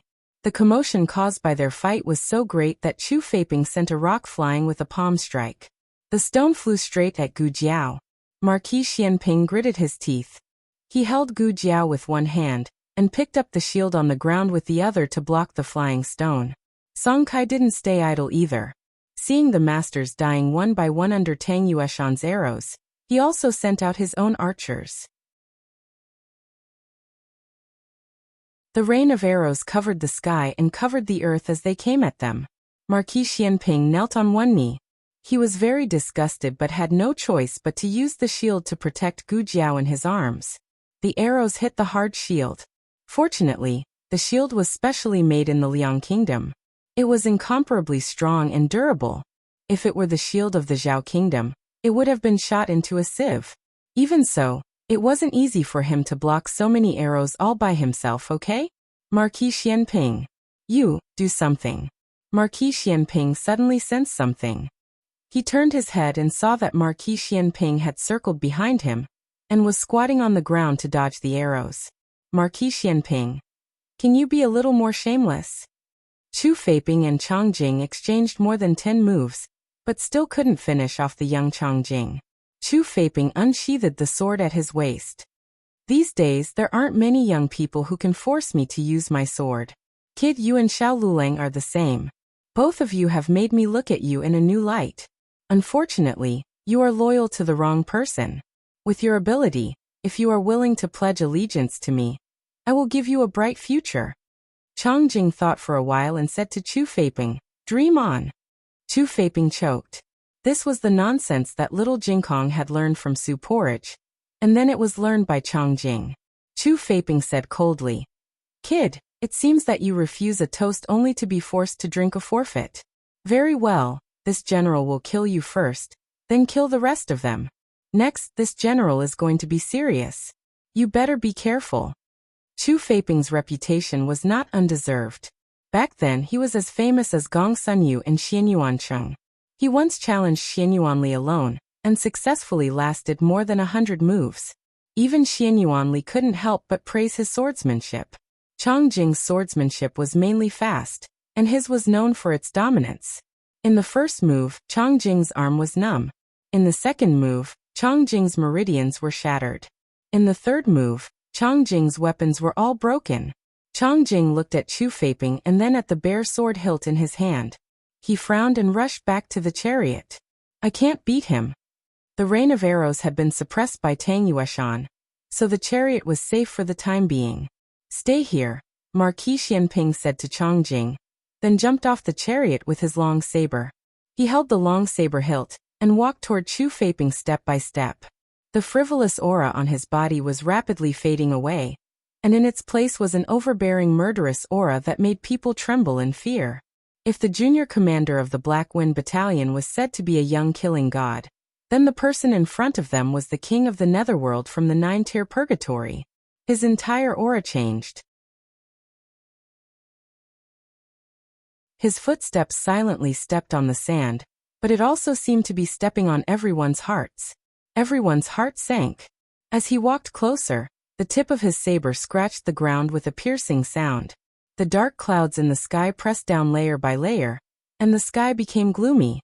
The west wind whistled, blowing sand and stones, making it difficult to open one's eyes. Marquis Xianping stopped 3 feet away from Chu Feiping. His long saber stabbed into the ground, sending 3 feet of stone flying. The surrounding Liangbing's heart trembled. Even Tang Yueshan's expression changed. Xiao Luo. Was he going to be serious? Ever since Marquis Xianping's waist was injured, no one had seen him fight. Some said that his martial arts had been crippled, while others said that he could never return to his former strength. Many masters had come and gone by his side, and Chang Jing was the one who had been with him the longest. Only Tang Yueshan knew that Marquis Xianping would not be crippled so easily. That was because Marquis Xianping was the #1 master in the underground arena. The world only knew of the beauty rankings of the 6 nations, but did not know that this guy had slaughtered the entire underground arena of the Great Yin. He did not have the chance to fight with Xianyuanli, otherwise he would have a place among the generals who were as famous as Xianyuancheng. After so many years, Tang Yueshan was very excited to see Marquis Xianping fight again. He clutched his chest. "My heart is beating faster because of a man," Marquis Xianping said calmly. "I haven't fought personally for many years. Chu Feiping, you are very lucky." Chu Feiping looked at him with disdain. "You have to hide behind your comrades when facing a rain of arrows. Don't embarrass yourself in front of me." "Is that so?" Marquis Xianping curled his right lip. "I'll let you have 3 moves. I'll let you have 3 moves first." "That's not necessary. I want to save face." Chu Feiping could not be bothered to talk nonsense with him. He waved his long sword and stabbed straight at Marquis Xianping's heart. A battle between masters did not require fancy moves. As long as it was fast, ruthless, and accurate enough, it would be a hit. Chu Feiping was very confident in his swordsmanship, but he did not expect his sword to slash past Marquis Xianping's waist. He missed? How was that possible? "First move," Marquis Xianping said. Chu Feiping frowned and kicked at Marquis Xianping's lower body. While Marquis Xianping dodged in the air, Chu Feiping took his head with a backhand sword. But he missed again. Marquis Xianping moved his wrist and said casually, "There is one more move." Chu Feiping said coldly, "Who asked you to let me have one move first? You can't hit me, so you're finding excuses for yourself. Good. Die." This move, Chu Feiping attacked Marquis Xianping's right arm. He had stabbed him. Just as Chu Feiping was about to celebrate his victory, Marquis Xianping's figure suddenly dodged. That sword naturally missed again. Chu Feiping found it unbelievable. Marquis Xianping held the saber in his hand. "You have used your 3 moves. Now it's my turn," Chu Feiping said sarcastically. "Don't try to be mysterious. It's impossible for you to kill me." "Is that so?" Marquis Xianping drew his saber and slashed at Chu Feiping, but Chu Feiping blocked it with his sword. "Is this all you have? Isn't it too weak?" Chu Feiping froze. Marquis Xianping's saber was a pair of sabers. At the instant Chu Feiping blocked it with his sword, Marquis Xianping quickly drew his other saber and stabbed Chu Feiping in the chest. The latest chapter of this book is not finished. For more exciting content, please scan the QR code below to download the app. Novels are updated at a faster rate. Millions of novels are read for free. Novels with content that can't be found online are all available here. https://www.zhhbqg.com/89642_8964286/10571366. HTML Genius memorized this website's address in a second. www.zhhbqg.com Biku Pavilion's mobile reading website. zhhbqg.com.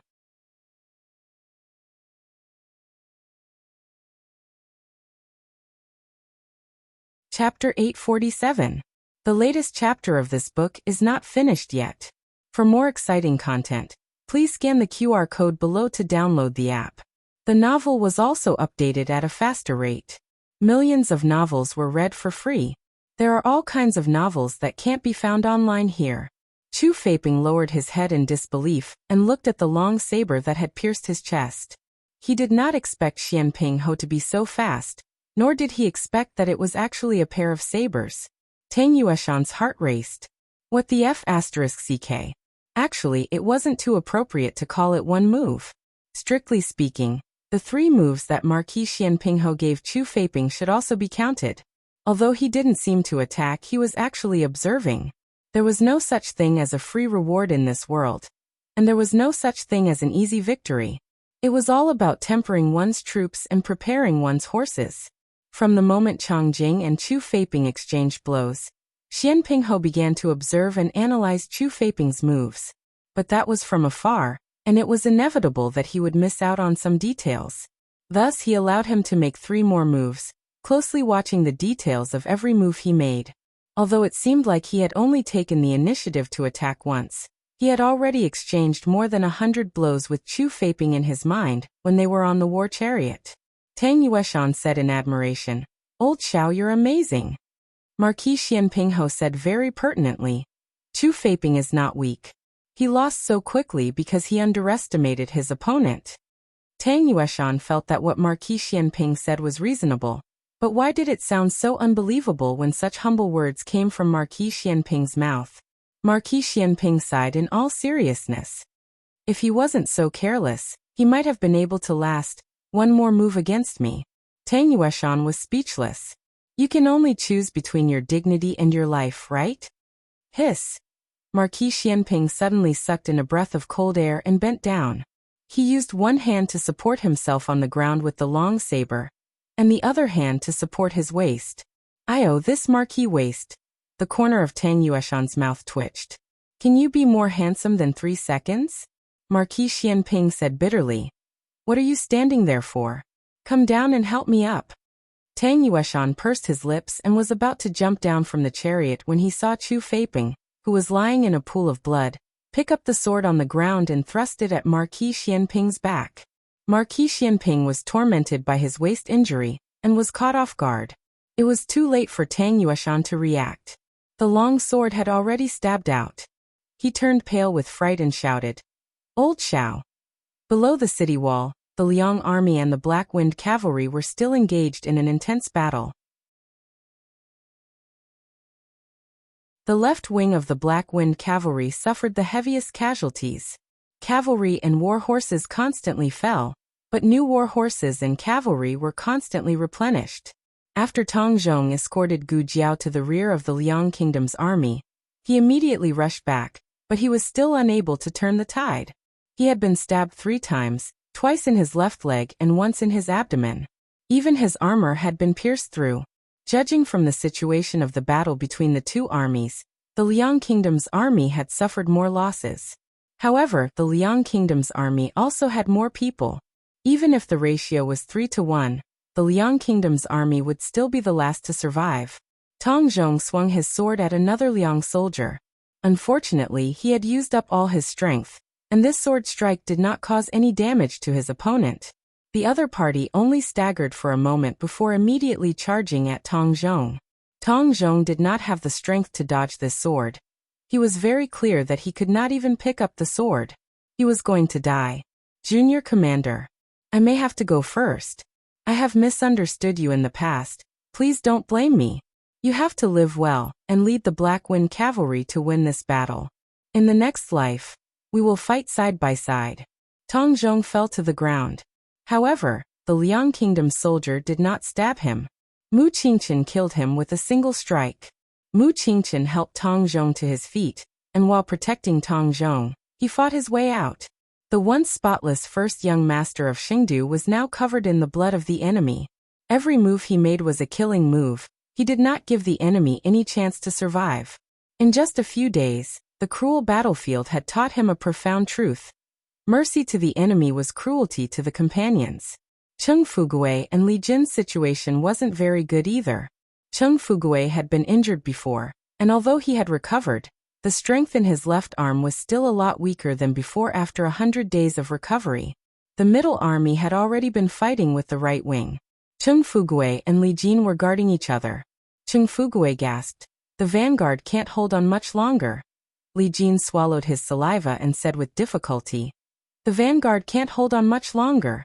If the Liang Kingdom's army did not retreat, the Black Wind cavalry would really be finished." Li Jin said, "Junior Commander went to assassinate the Liang Kingdom's general. I hope she can succeed."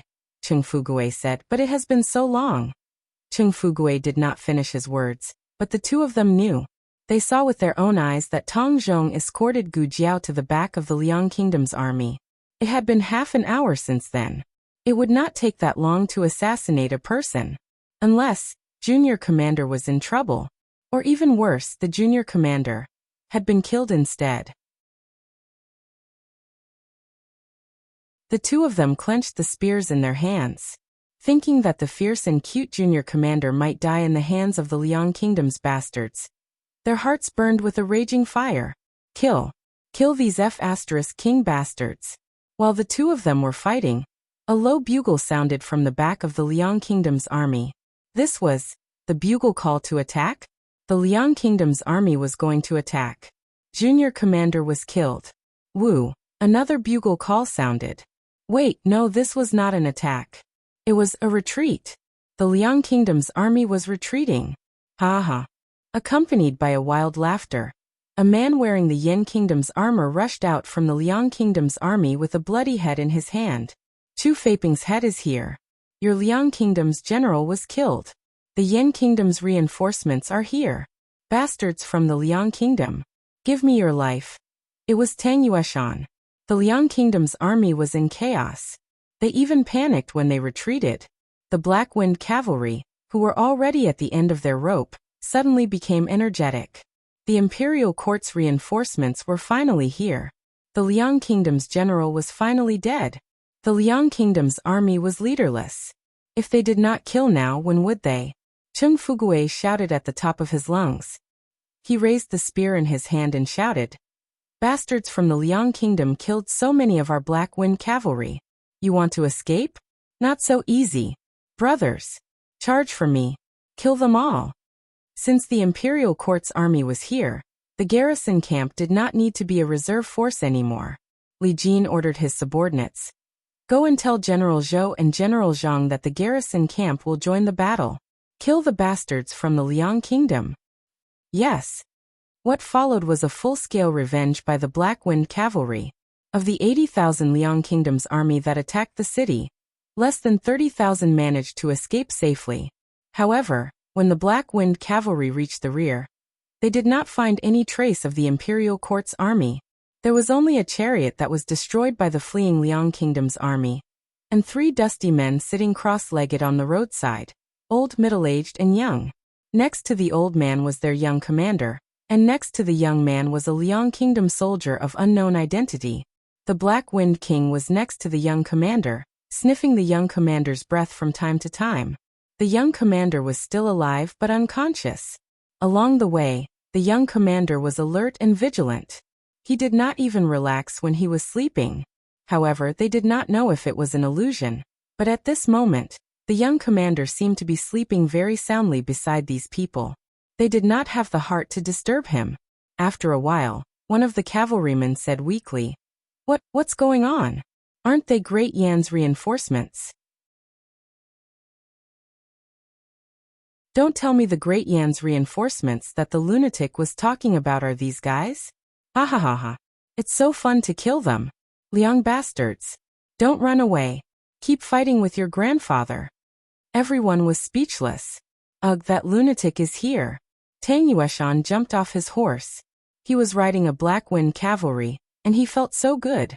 He looked at Marquis Xian Pingho and the other two in confusion. Old Xiao, Old Gu, Changjing. What happened to you guys? The 3 of them were expressionless and spat out a mouthful of dust. The Liang Kingdom's army had scattered and fled. There was a lot of dust on the roadside.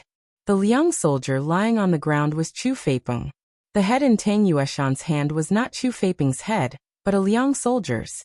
It was so bloody that it could not be recognized. In addition, he was the one who blew the horn to retreat. Just now, Chu Feiping faked his death and attacked Marquis Xian Pingho. To be honest, even Tang Yueshan thought that Marquis Xian Pingho would not survive. No one expected that Marquis Xian Pingho would strike Chu Feiping's sword with a frenzied saber. Marquis Xian Pingho's murderous aura was like a rainbow. He stepped on Chu Feiping's bleeding chest. He looked at Chu Feiping coldly. His unfathomable eyes were like a bottomless abyss. "Chu Feiping, you're not enough to sneak attack me." Tang Yueshan was sure that Marquis Xian Pingho's waist injury was not faked. He was also sure that Marquis Xian Pingho had let down his guard. He could only say that Marquis Xian Pingho's reaction was so fast that it was beyond the limit of ordinary masters.